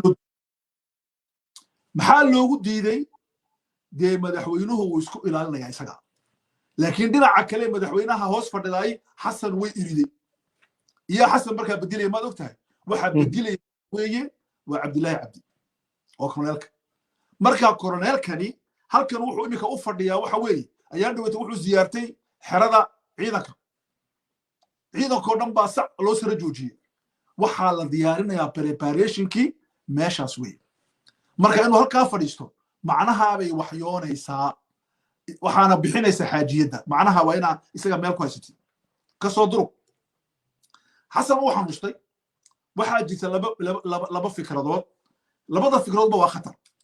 fikradda hore waxay leedahay xasan waxaa ku dhacay ilaahay ha shaafiye waxaa ku dhacay tabaaraka wa tacaala cudurka la yiraahdo covid-19 labo iyo kaneeco نعم iyo ku dhacday marka covid-19 iyo kaneeca iyo ku dhacday waxay ku dhacday ninkii ugu sareeyay amniga Djibouti ayaa dhawayta waxaan telefishinka daawanay iyada oo nin dhintay maxamed xasan ilaa una xariistay salaad lagu tukaday الله يرحمه aan raga ku tukanayo oo dhani in kasta yaraayeen midna ma sito maxaan ku dhahdaa wixii kale ماسكي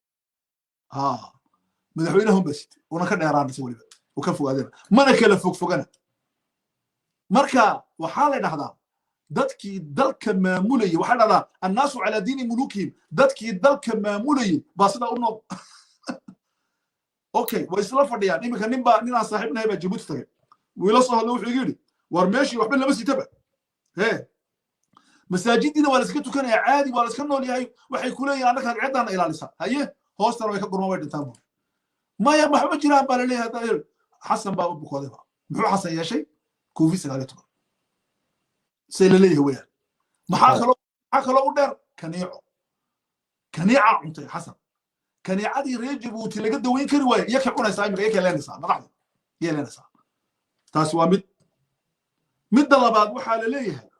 rag isaga uu yimiday baa wax wato iyaga naftoodii qaar baa hooyday qaar u yimiday way hooydeen baa la leeyahay isagana in la hooyaa la doonayo uu isgarto telefoon buu u diray ciidanka maraykanka u yimiday way qaadeen حسن ورجل امريكا في جيبوتي نيكا امريكا جيبوتي افضل وحسن ويا نيكا جيبوتي امريكا قنعسن يahay امريكا ku aaminsan yahay ninka security nationalka waa xasan wax kale ma aaminsan amrayka in badan buu Cabdilaahi Cabdi iska iibshay maraykanka laakiin uu ku guuleysan kari waayay laakiin xasan waa ninka maraykanka ku aaminsan yahay sabab loo geyn waayo France iyo Turkey iyo Mashan waliba waxa lagu qaaday diyaarad ciidanka maraykanka ku leeyihiin oo waliba diyaaradaas oo ambulance ah oo waxa la leeyahay warar waxa la leeyahay hatta dawladdu may ogeyn hatta ay Umar mu ogeyn ila qaaday isaga naftiisa ya gurmad ka day halkan war meelaha waa laga takhalusay ragii ya misraay kala qaaday okay markaas waxa jira waxa la dhahdo jinaaxyadii maarta jinaaxu waa baadadkii dawladda isku hay waa madbaxyadii ya meelihii dawladda isku hay iyo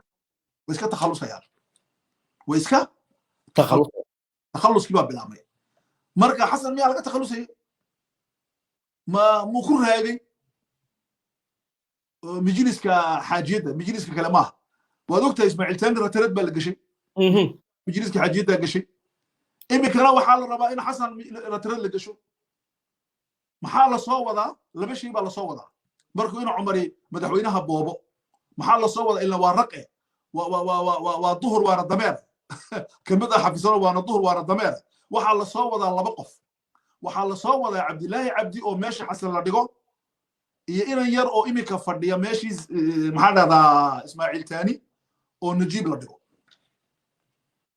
markaana la kariyo wada soo socota 2 sano kadib siyaasaddu waa sidaas marka xasan waxa weeyaan qaadista la qaaday waa lagala baxsaday meelaha kale in la geeyo markaas taasi waa midaas weyn maxay u yimaadeen wafdigani maxaan ku dhahdaa suudaantu waxay dad fara badan waxay ka sheekeynayaan waxyaalo badan laakiin anu laba arrimood baan kuu sheegayaa wafdi suudaan waa wafdi caskari ah waa militeer sheekada marka la wada fadhiyo ee uu axmed sabata fadhiyo ee uu fadhiyo maxaa dhaha ciidamada caadiga ay fadhiyaan sheekada laga sheekaysanayo waa sheeko la idhahdo normal laakiin marka madaxweynaha loo tago amba janaralka sakariye iyo isagu ay isla gaar noqdaan sheekada laga sheekaystay baa runa taa baana kuu sheegaya okay waxa weeyaan maxay u yimaadeen horta waxaad madaxa ku haysaa wafdi baa baxay suudaan ah isla markaabay baxeen waxay tageen qatar wasiirkii arrimaha dibadda ayaa hogaaminaya suudaan isla markaa waxaa soo baxay wafdi waxay yimaadeen jabuuti maxay wafdiga u socdaan su-aashaas waan kaaga jawaabayaa نعم reer jabuuti su-aashaa kama jawaabin qofna kama jawaabin su-aashaas waxa weeye waxay u socdaan 3 arrimood kow lacagtii suudaan lagala soo baxsaday waxay tagtay meelaha khaliijka waxay tagtay turkiga waxay tagtay jabuuti نعم waxaana soo saaray taxqiiqii dabagurkii ciidanka amniga iyo maxkamaddu ay dabaguraysay waxay idhahdeen lacagtii cumar albashiir iyo xaaskiisu ay bixiyeen halkaabay tagtay 3 meelood maadii fahamtay markaas يعني iyo malaysia inaan kaa ilooga 4 meelood bay tagtay iyadoo lacagtii imaaraadka tagtay iyo tii sacuudiga tagtay waa la soo celiyey laakiin 4 weli lama hayo okay نعم waa taa waxa loo yimid arrinta labaad waxaa jira cumar albashiir wuxuu ku xidhan yahay xabsiga waxaana loo yaqaanaa suudaan النظام المخلوع nidaamkii laga qaaday dowladda jabuuti waxaa jira dhakhtar la yidhaahdo dhakhtarka cumar albashiir askari weliba militeerka dhakhtarka waxaa ka soo baxay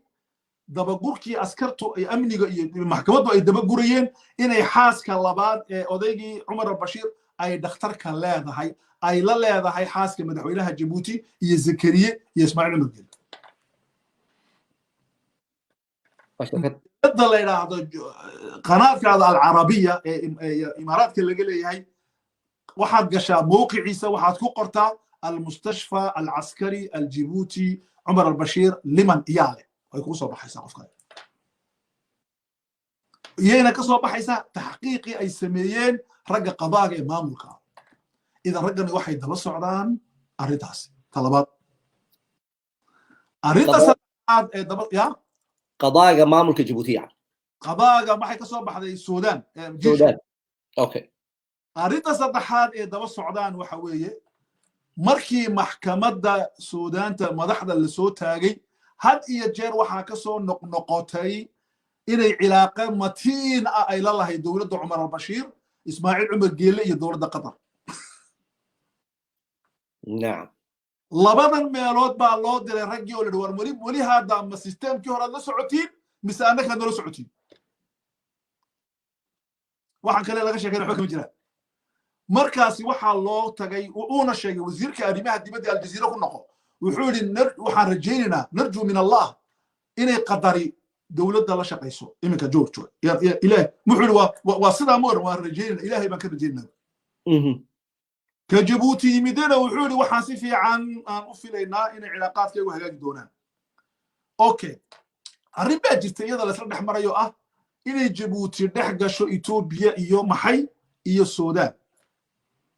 sheekada etoobiya iyo suudaan waxaa ku dhex jirta laba waddan oo waaweyn waxaa ku jira laba urur waaweyn ururka afrika iyo jaamicadda carabta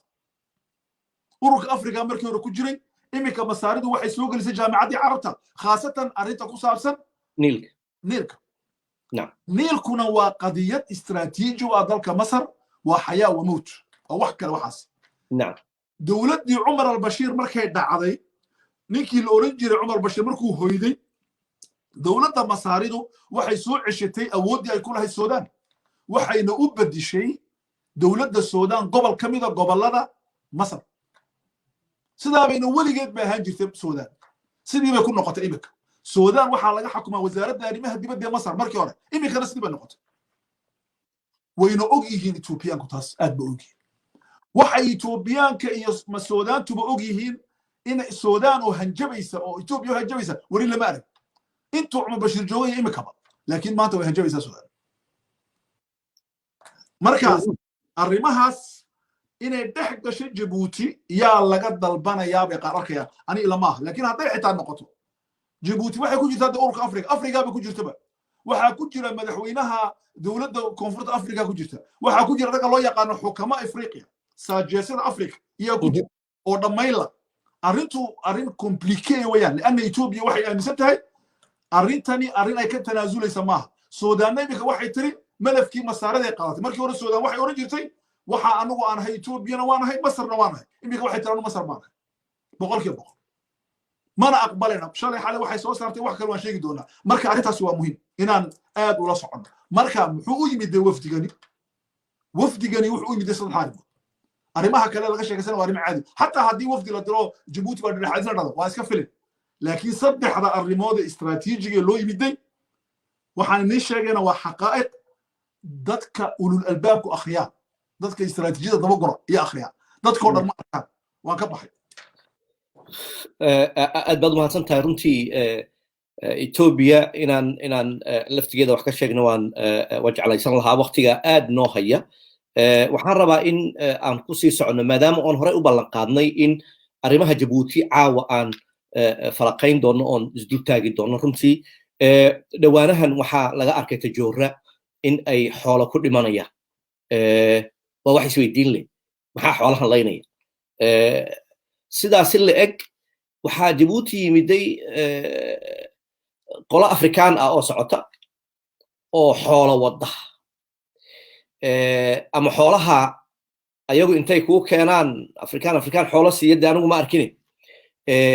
inay xoolo kaaga bedeshaan iyo wax kaaga qaataan Djibouti waxaa laga furay bangi la yiraahdo IBB ama EBB International Business Bank oo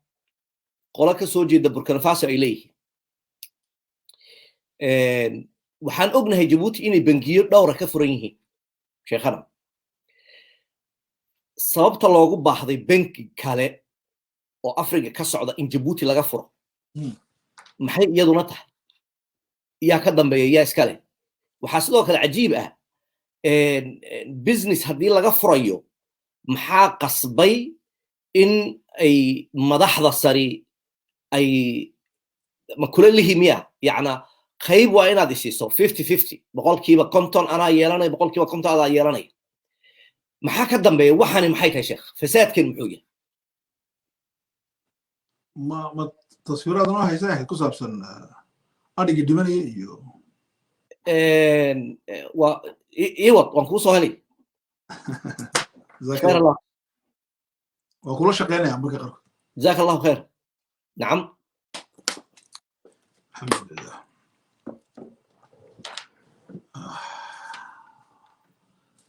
أخي هرت مركه هوري جزاك الله خير وسؤال مهم سؤال شكو سابسن إني دمانيان حولو تجورة ريب بدن أري بدن ودريقة جيفة لصو صاري لصو نصوري واكس وانا فول حمو الحمد جزاك الله خير وياك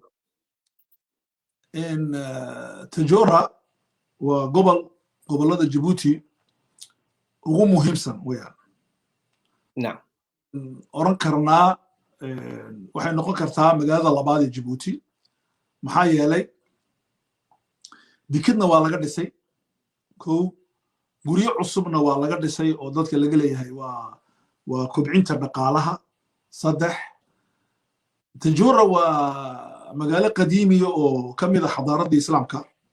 الحضارة الإسلامية القديمة نعم إسلامية هوري يكون جرتا وwaxay ku xidhnayd Yaman oo cilmiga loo soo doonin jiray madaaris baa ka dhisnaa waaweyn culimo waaweyn baa fadhin jirtay saltanad la yaqaanay ahayd oo taariikhda gashay marka Tajoora waa magaalo sidaas ah marka Tajoora maanta waxay ku nooshahay ma'saad bay ku nooshahay waxaa la dhahdaa wax dhibaat wanaag aad ka filayso dhibaato noqda jira boorkan ama dikadan laga dhisay magaalada waxa waa male wixii la oranayay ilaalinta bi'ada bi'adu waa maxay waa deegaanka iyo environment-maaga la keenaa dawooyin suna oo loo wado Ethiopia amba goboladan loo wado maaragtay dhakani soo xiga Tigreega amba ilaa Ethiopia kalaba loo wado dawooyinka sunkaasi waa sunka geedaha iyo waxa la halmaada waxaas bay xayawaankan cuneen kadibna waa adiga arkay xayawaankii oo dhan baa dhintay beritoona waxaa dhiman doona bini'aadanka لأنه وحنا جرين واحد هذا الوقاء إلى أن كهرتك بروتكشن مجرو. مركز وأريد كوباد ويا. أريد طلبات مقالنا اللي نحضر تجارة أما قبل كتجارة اللي نحضر وحا أنت بدن سياسيا مثلا نلا هذا حسن قعلو حسن جامع حسن عمر بن عبد الله اسمه سبع عمر نيكن حسن اللي نحضر وزير كاشان دقيمك نيكاسي وحكفة إديستي الغباء السياسي والقبل. duqunimada siyaasadeed iyo qabiilnimo ee dalka laga abuuray sidoo uga faa'iideystay ninkani wuxuu sameyn jiray muddo 25 sano ilaa 30 sano ah wuxuu ka shaqeyn jiray fikrad la yiraahdo been samee oo inuu Umar run uga dhig muxuu sameyn jiray markaa ninkaasi wuxuu sameyn jiray hub intuu qaado ayuu geedo dabadoo dhigi jiray wuxuu oran jiray waxa la isagoo wasiir baahan waxba ahayn waxa la soo sheegay madaxweynaha saaxiib bay hayeen waxaa la isagay inay jabhad canfara ay soo gashay tajoora ay xalay dhigatay hub geed hoostiyo halka ku yaala oo caawa ay magaalada soo weerarayso ajiib geedka ay sheeg burada waa halka General Zakariya la hadlaa ciidan baa la diraa geedkii baa laga soo qaadaa waxa dhaho hubkii waa soo qaaday oo ninka wallahi rub buu sheegay lacag badan baa la siiyaa haddana wuxuu sameeyaa bacdi 6 bilood mid lamida beedka loo sameeyaa rag buu meel dhigaa maxay buu sameeyaa wixii sidoo u waday wasiirka gudaha ku noqday marka dadkii ka shaqeyn lahaa inay meeshan horumarkeega ka fikiraan ay dadkan u fikiraan ay deegaankan u fikiraan waxay ka fikirayaan Ismaaciil muxuu ka helaa wuxuu ka helaa war in loo sheego security ah warka security-gana wuxuu sii jecel yahay ka beenta ah wuxuuna sii jecel yahay ka la weyneeyo wuxuuna sii jecel yahay ka dadkaaga iyo tolkaaga ka keentay ilaa mukhlis buu ku arkayaa waxaas oo dhan baa lagu shaqeeyaa marka taas ninkii meesha metelay waxa buu ka shaqeeyaa taabuna una meel ku gaaray marka taas waa mid maartay tajooro dhibaatada haysata taasa kamid ah tajooro mar baan tagay oo khuruuj ku baxay waxaan arkay 3 arrimood waxaan arkay magaalo dhisantay berigii cali caraf laakiin kadib aan dhismin arinta waan dareemay arin labaad dareemay waxaan dareemay magaalo aanan dadku ayna badnayn oo buuq badan lahayn dadkii ma joogaan meesha arin saddexaad baan dareemay waxaan dareemay magaalo dhaqaale ka socon oo istaatiko ah istaagtay su'aalo markaa dadkii aan weydiiyey waxaan maxaa keenay baan ku iri waxay yidhahdeen garan mayna waxa keenay waxaan ku iri ilaa goormaad garan waayeysiin waxay yidhahdeen ilaana loo gartaan garan mayno su'aashaas ubuq markaan tagayna iyada waxaan arkay magaalo arshiifka in la dhigaa taariikhda ay gashay oon jirin baba magaalada ubuq yaa matala cabdulqaadir ra'iisul wasaaraha yaa matala najiib yaa badiin geesigii baa ka dhashay yaa ka dhashay xaysama ka dhashay ragga geesiyada oo dhan ee khatarta ayaa ka dhashay magaalada sida halkan oo kale tajoora laakiin markaan tagay waxaan arkay dad si tadharra rakacadaysan sida xabashada dad cagaagan dad gaaja haysaan ka arkay beriga kampani ruuxan ku dadkan la hadina kampani ka dalbayna dadkani waa dad gaajoonaya dadkani calooshoodii subhanallah ma dad Allah karaba ilbaan kari okay marka akhi fillah waxa dakhil ku dhacday dakhil anu dakhil waxaan soo gaaray berigii hooyada shaari ahayd magaalada dakhil oo laga raro waxa loo yaqaano maxaa loo jeedaa contraband laga raraa waxa ka baxayay 1500 oo awr oo raran oo ku sii aadan magaalo malkaajibti la yiraahdo oo dirba garabkeega iyo magaalo biki la yiraahdo oo galbeedka ku taala Soomaalida waxaasi magaalada odayga ugu yari aqalkiisa waxa taalay ugu yaraan 2 milyan oo faran ugu badina waxa haysteen 100 milyan oo faran taajiriin ah maqaaxiyaha dukaanada soo furlaayeen magaaladii marka waxaa dhex mara isjiidka siigo maahina wax kale kama helaan gaajadaas la ilaha illa gobolka carta la hadii lagu faaniyo carta idhahdo way catag isjiidka mara riyuhu ka laayaan riyaha baabuur ilaahu rug bay idhahda markuu rugmaday odayaashu ilaaliyaan ilaalinta ilaalinayaan bay lacag yar ka helaan ilaahu baabuur noo rog caaw baabuur ha dhaco la ilaha illa bay lacag ka helaan wax kale oo ka soo gala ma jirto uu dul maraa qiiqa iyo siigadaa bay ka helaan cali sabiix qaar badan buu laayay cali sabiix waxaa laga dhigay meel dagaal ka socdo isku diriraan ciidanka amniga iyo shicibku kontraband arrinta kontrabaaga laba arrimood kaaga sheegaya arrinta kontrabaag wuxuu ahaa magaalada looyacadda la dhahdo iyo meesha la dhahdo galiile ama damalo la dhahdo waxay ahaayeen iyo meesha kaleeto ee qalaafi la dhahdo waxay ahaayeen meelaha ay ka baxaan kontrabaaga Djibouti waxay ahayd wadanka qura ee dhaqaale furfuran leh Ethiopia Soomaaliyana waxay ahayd wadana dhaqaaloogu xidhan yahay Djibouti baa kontrabaagu ka tagay Ethiopia iyo Soomaaliya waxay ka ashkatoon jireen kontrabaag waxay oran jireen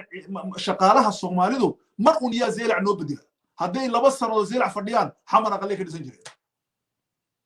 haddii damwala la keeno ama dir dhaba la keeno xabashigu adisaaba 2 aqal buu ka dhisanaya daaraha xoolaha halkan uu maartay kontrabaaga uu ka qaadanaya maxaa dhada laaluushka maanta maxaa dhacay akhi fillah waa cajiib kontrabaagi Djibouti buu yimaadaa maanta waxay ka dhigan tahay Djibouti baa systemkii hore qaadatay Ethiopia Somaliland baa qaatay systemkii cusba mid kale inay yaroo isguursanayso reer Djibouti ma jiraan ilaa haddii jiraan wajaalay ka soo ibsadaan xoolaha sariirta yar iyo kursiga yar ku fadhisanayaan Djibouti oo dhan waxa maarag haddii aroos la leeyahay haddii la leeyahay farxad haddii la leeyahay maaragtay aqal dhisto wax walba wuxuu ka yimaadaa wajaala waxay noqotay Dubayda geeska Afrika Djiboutina maxay noqotay bikigi biki maahna waxay noqotay maaragtay berigii hore say Soomaaliya Ethiopia hayeen meel xiran oo gaajada jirto istatico maalinta waxa arki hooga laga soo guuriyo kontrabaa reer Djibouti ba kontrabaa shicibkii على سبحة كونتربا ولا قصة قولها عجيب وحنا مثلا جيبوتي نقطة جيبوتي مين نقطتين إمارتي در دبان أكيد جري ما كان حاجة بحنا في ناس كي كونتربا يسيرين هي ورصاص نعيس وما حد عايز كونتربا بالإيرانية إيمك على سريع بعد نقطة در دبان كونتربا بالإيرانية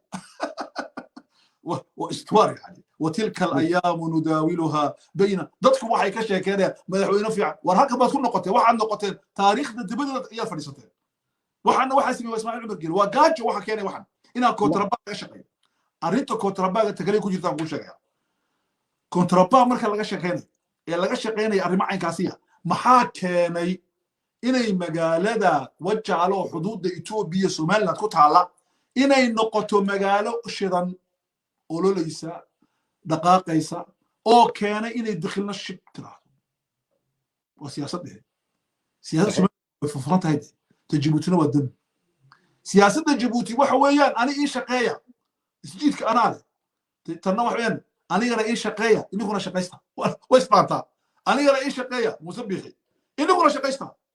ha ina soo muuqanu ina sakinu laakiin annaka waxa inagu dhacday aniga ii wada shaqeeya problem marka arrimahaas waxay keentay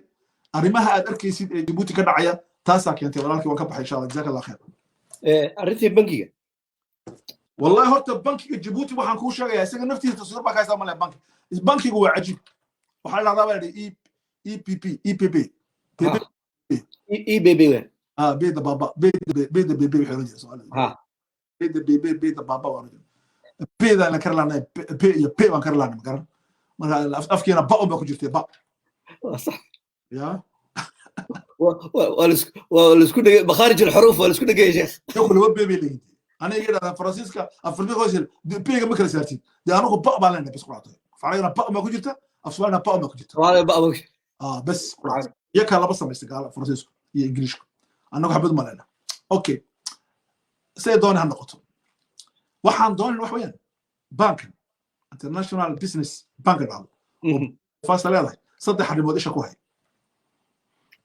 كو تكاثر البنوك في جيبوتي ظاهرة غير صحية قاعدة قلبية تكاثر واحد مركب في ريسك بطل ومشكلة inay baananku Djibouti bataan oo ay ka bataan dadka jeebkooga waa evenement aan caafimaad qabin ya fahmi in dhado halgamaaya oo Sweden degan oo reer Djibouti ya si fiican u analisi haga hal lagu laabo fiicantahay barsiga wuxuu soo wariyan ka daba taga maaha si fiican buu aqaanisi u saaray marka baanan kan badan waxay ka badan yihiin baahida reer Djibouti iskuma miisaano equilibrium ma jiro marka ma hay saxiix baananka marka waa takuba talabaad baananka arrin qorata ka shaqeeya baananka badan meesha yaacay waxay ka shaqeeyaan waxa dhado blanchissement waxaa loo yaqaano caddaynta lacagahaas wadan daba socoto lacagaha Ethiopia daba socoto lacagaha Masar daba socoto lacagaha ay maartay wadanadii Malaysia daba socoto lacagaha Iraq ka yimid lacagihii Yemen ka yimid wixii oo dhan baananka baa lagu caddeeya banka kak waan maqashay baadam kak siduu lacagta u caddeeyo lacagtii Cali Cabdallah haya tii Xuusiyatu haya wuxuuna caddeeyaa lacagta Ismaaciil Mari Khadrahe iyo caddeeyaa banka baana baa jira oo jirin banka Malaysia kamida mawjuu wali hada jiray baana baa jira aanan jirin waxaas oo waxay ka shaqeeyaan waxaas waa blanchissement arrin saddexaad isha inuu ku haysto wax weeyaan madaxweynaha dalka Burkina Faso iyo xaaskiisii iyo ninkii banka lahaa iyo madaxweynaha Djibouti iyo xaaskiisii iyo ninkii banka Djibouti keenay oo ah ninkani Ivorian gabadha naga qabay gacalkaanahay ya saddexdaaba lixdaaba isla leh arrinta shicibkii reer Djibouti dariiqa inta la soo joojiyay sacabka tumo nootuma kuwii xataa xal ciyaarayay magaran kuwa sacabka tumaya way heesayaan waxay leeyihiin waa daragteen gaajana haysa iska noolaada annagana nagu dila gaajada alxamdulillah ya nabi sa waxaan ma dhisino isweydiiyey su'aal cajiib waxaan war mageerida Ismaaciil baa soo dhow mageeri bay dhagay arago ilaa waxa muulid qasido loo akhriyo mageeriyada مثل النظام كيف جيريونيا أخيرا موريد كانوا هو حنا أخرنا مركز جيري جرت موتة يا جمعيه مركز جيري بالله أخرنا مالها وجيري بصوص عطا مالها جرى هلا شيخ عمر مركو إيه عبد الله بن عباس ويفسر محاك ولا إذا جاء تيو كلامية كلا صار بحر تاسو ما نورك يا تفسير يوم ما صار خير الله يبارك أصلا وتاسو ويان مرة هيسو وين تاسو بانك معني هيسو وأنت كم بحثنا وبانك وحلقوا عديستو جبوتي بانا وباهنا جبوتي حبانتي هرمر كا بانك كينا هرمر كنا وحلا قرتابة هذا أفر ميرو واحد هذا العلماء التنمية كشكينا كما هلا مثلا جامعة جيبوتي اللي فيها بنتها التنمية وعلى هذا أفر هدو كبع وأفر ميرو بكنا كبع وإنه ميرو بطاطو مثلا واحد جرى كبع يدا حكومة مثلا جيبوتي دي كذا اللي سميه دي كذا وين ذاك الجيران نعم أي نرشة مركز ذاك عندنا شمولية التنمية لبا وحنا تنمية وإن نقطة إكليبري مدحوينه العكس هيستو ما عنده تنبه اللي عن قرابنا يوحولي نيكا سيديت بقول يكون أو فرنقاتا إيا نيكا كنت كون أو فرنقاتا سيدي وحلوغو السمين لها بانك فكرنا وانا حيبا ما حاجة نقف لي الجيبوتية وسيديت بقول كنت كون أو فرنقاتا مدحوينه ما قاتا سوق قرنا مشاعرهان ماها بريم كما لنا مشاعرهان ما جي نقف سيديت بقول كنت كون قاتا لكن واحد دعي كرتا إنه سوها ما سيدي سقفك سيديت بقول يقف كنت كون قاتا إيام دول ولا اسكا هلا يا مقرن أما كسيبت ولا اسكا هلا يا مركز اسكا هاد ليسون عجيب التنمية واحد مارتي بروجريس هرمركو وإنه هذا إكليبري وإنه إمك كنا ذوك الواحد جرا ضدك سيبتي هي ضدك دولك يالا ولا سوق عيا كون maxaa lagu soo ciyaa kuwa siibtay ba cashuur adag la saara lacag ba ka soo shubata kuwan ba la siiya kuwana soo kaca dhaxla la weynayaa shaqaala la abuura waxa loo yaqaanaa développement équilibré ومتوازن arrinta saddexaad waxa dhala tarmiyada waxa dhala waa at-tanmiya al-mutakamila waa inay isbuuxiso jaamicadu waa inay u shaqeyso banka waa inuu shaqeeyo suuqa waa inuu shaqeeyo maartay waa ina la isbuuxiyo waa tii saddexaad marka نعم afraadi horumarku u baahan yahay waa maxay horumarku wuxuu u baahan yahay waxa la yiraahdo at-tanmiyatu bil ahdaf maxaa looga jeedaa in horumar la gaaro وإنسانك مركا والتنمية إنسانية وإنساني وإيه واحد لكن هرمت ما سمعنا إسكا هذا لونا وحبك مجران مركا جيبوتي هرمت باكجر تمخر هذا وحبك مجران والله ما صنت جزاك الله خير خير الله كسيو عاد ما سنتهاي ولا لها وحن runtii u sheegaya in caawa arrintan aan soo bandhignay ay ahayd ama waraysigani uu ahaa arrin la xidhiidha Djibouti isbedelada ka socda waxyaabaha ka dhacaya xaggee wax u socdaan sidee maaragtay xal loogu heli karaa dabcan waxaan soo qaadanay 2 xalaqo oo hore xalaqadan midii dhaxay ahayd usbuuca dhammaadkiisa waxaan idinku casuumi doonaa midii ugu dambeysay oo ah yacna marka laga hadlo wixii aan ka soo sheekaynay maxaan ku iraahdaa sidee maxaa xal u noqon kara dhibaatooyinka doqonnimada siyaasadeed sidee looga bixi karaa qofku siduu maaragtay isku xoreyn karaa insha allahu tacaala waxaan aad ugu mahadinayaa sheekheena mufakirkeena sheekh cabdiraxmaan khayr allah siiyo sheekh markaad bilaabaysay waxaan ku bilownay arrinta soomaaliya waxaana tilmaantay in loo baahan yahay dad nukhba ah dad maaragtay aqoon-yahano ah dad caqli furan dad maxaan ku idhahday wax ka soo saara waxa ay haystaan waxay akhriyeen iyo waxa gacanta ugu jira oo waxyigii sunnihii ah iyo cilmigii maaragtay maadig aqoon-yahanka waa tilmaantay waxaan isweydiinayaa way mudan tahay dabcan in la tilmaamo hogaamiye dabcan aqoon-yahanku waa hogaamiye laftigiisu hogaamiye noocii ah ayaa ummaddan badbaadin kara maxaa yeelay sida ay hadda wax u socdaan iyo meesha ay wax ku socoto ma aha meel horumar ah waa meel kufitaan ah waa meel u sii jihaysanaysa inuu cidhiidhi iyo dhibaato ay timaado meesha aad arkaysa bulshadii in bannaanka loola soo baxayo qabyaaladii yacna wax fool xun baa socda runtii yaa hoggaan u noqon kara bulshooyinka see lagu badbaadin kara yaa badbaadin kara Nelson Mandela aad baad u tilmaantay sheekhay waxyaabaha cajiibka dabcan waan ku talin lahayn walaaluhu inay akhriyaan 2 buug oo cajiib uu leeyahay Nelson Mandela inuu intuu madax noqdo kabacdina si sahlan uga dego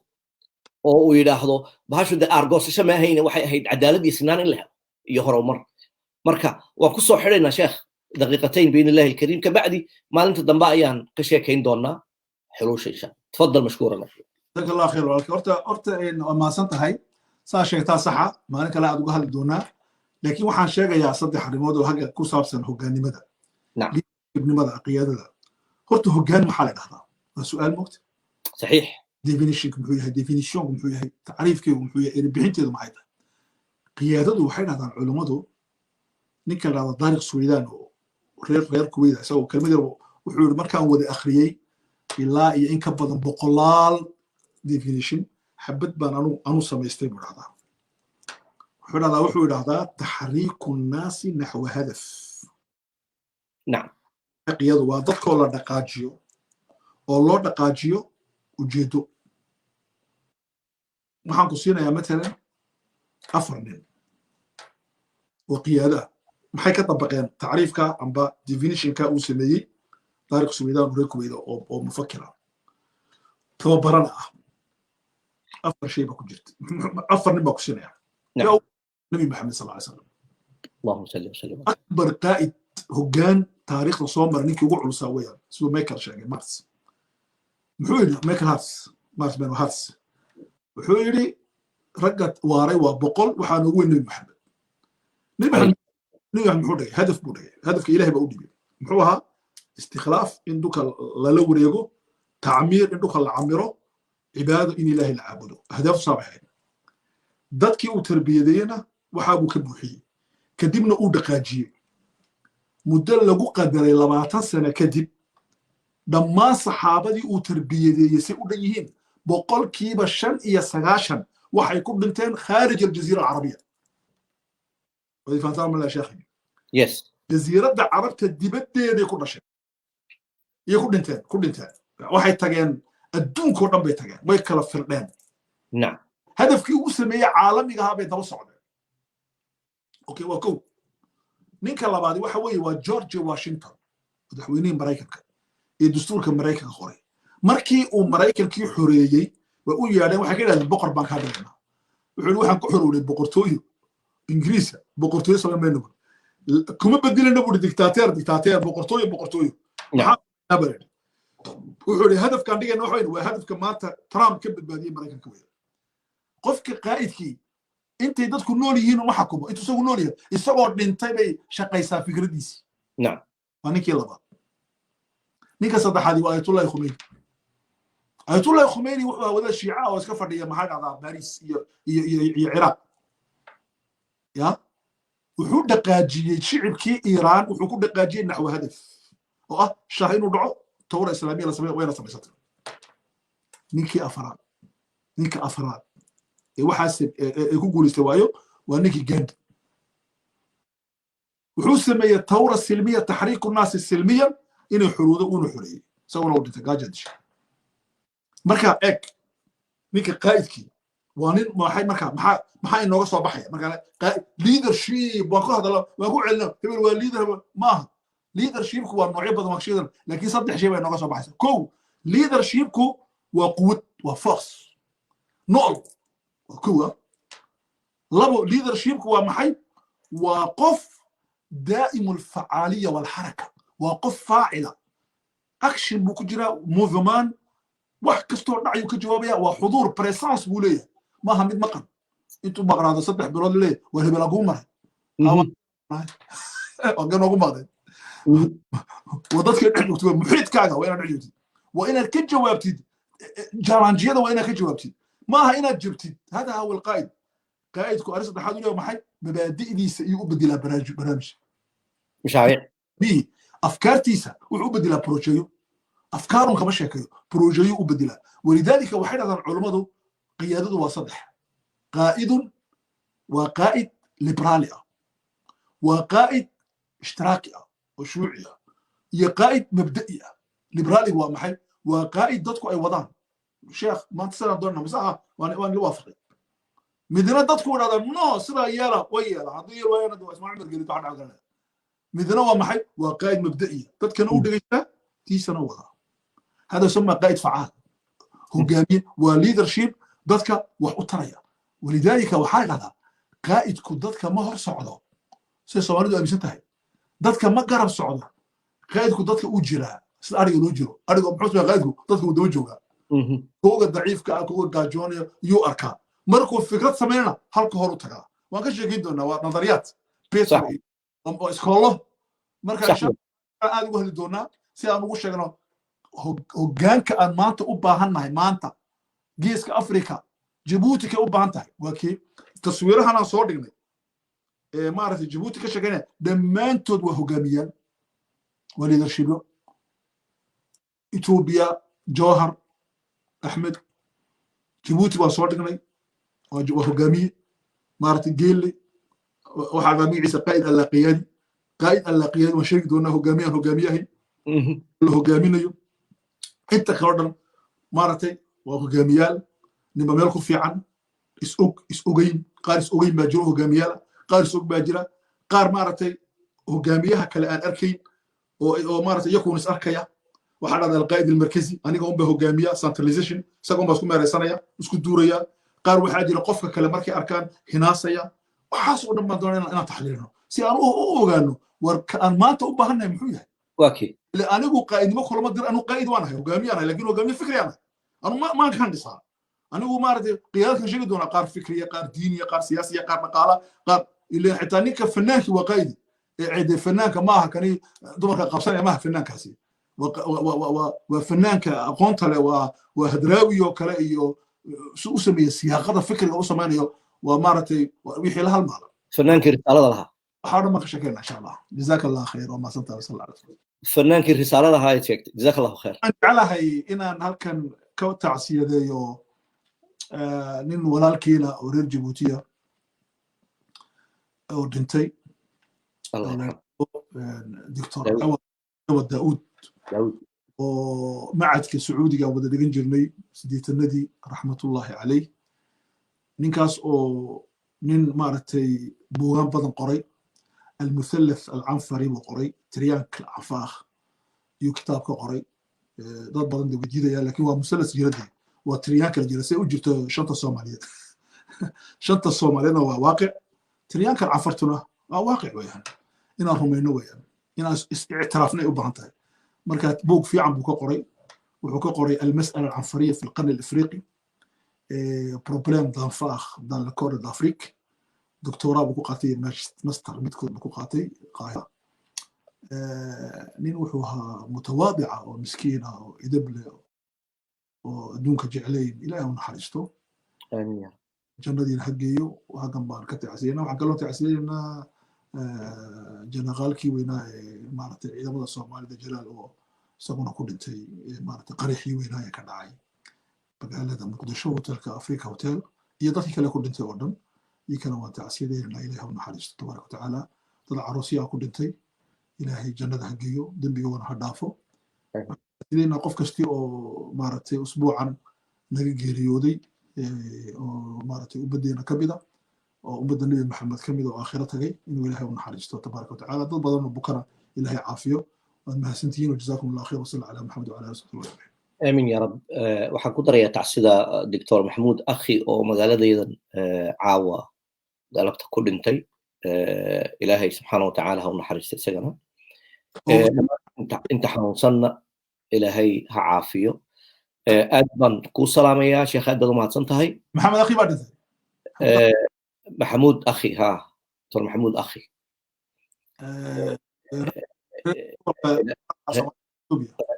reer Birmingham buu ahaa marka ilaahay subxaanahu wa tacaala ha u naxariisto في سوريا توبيا سومالي إلهي ونحرجته إلهي دنبي يسهر إن شاء الله الله يرحمه الرحيم يسير نقرسيه إن شاء الله تعسيل جزاهم الله خيرا بإذن الله الكريم walaalaha aad iyo aad baad u mahadsan tihiin sheekheennuna uu mahadsan yahay waqtigaa qiimaha badan uu ina siiyey sidaad noola socoteen aad baad u mahadsan tihiin laba arrimood baan rabaa in aan idinku soo gabagabeeyo labada arrimood waxa weeye inaad ku noqotiin cajaladihii aan kaga hadli jirnay khitaab alislaami fi qarni ifriqi يعني خطابك إسلامي كجرى جيسك أفريقيا أما كجرى صدق كي سنة إلى صار في أنواع دي سير نوعيات كي سيأهايين وحاجة أفر حلقة إلى 5 حلقة أو معركة يا شيخ عن كدورني سداس الإج نقاش دي هراء عن شيخ الله سوا قال لي يدنا إن أدب يقول نقطين سي أنا سقول ديار إنه الدول اللي هدو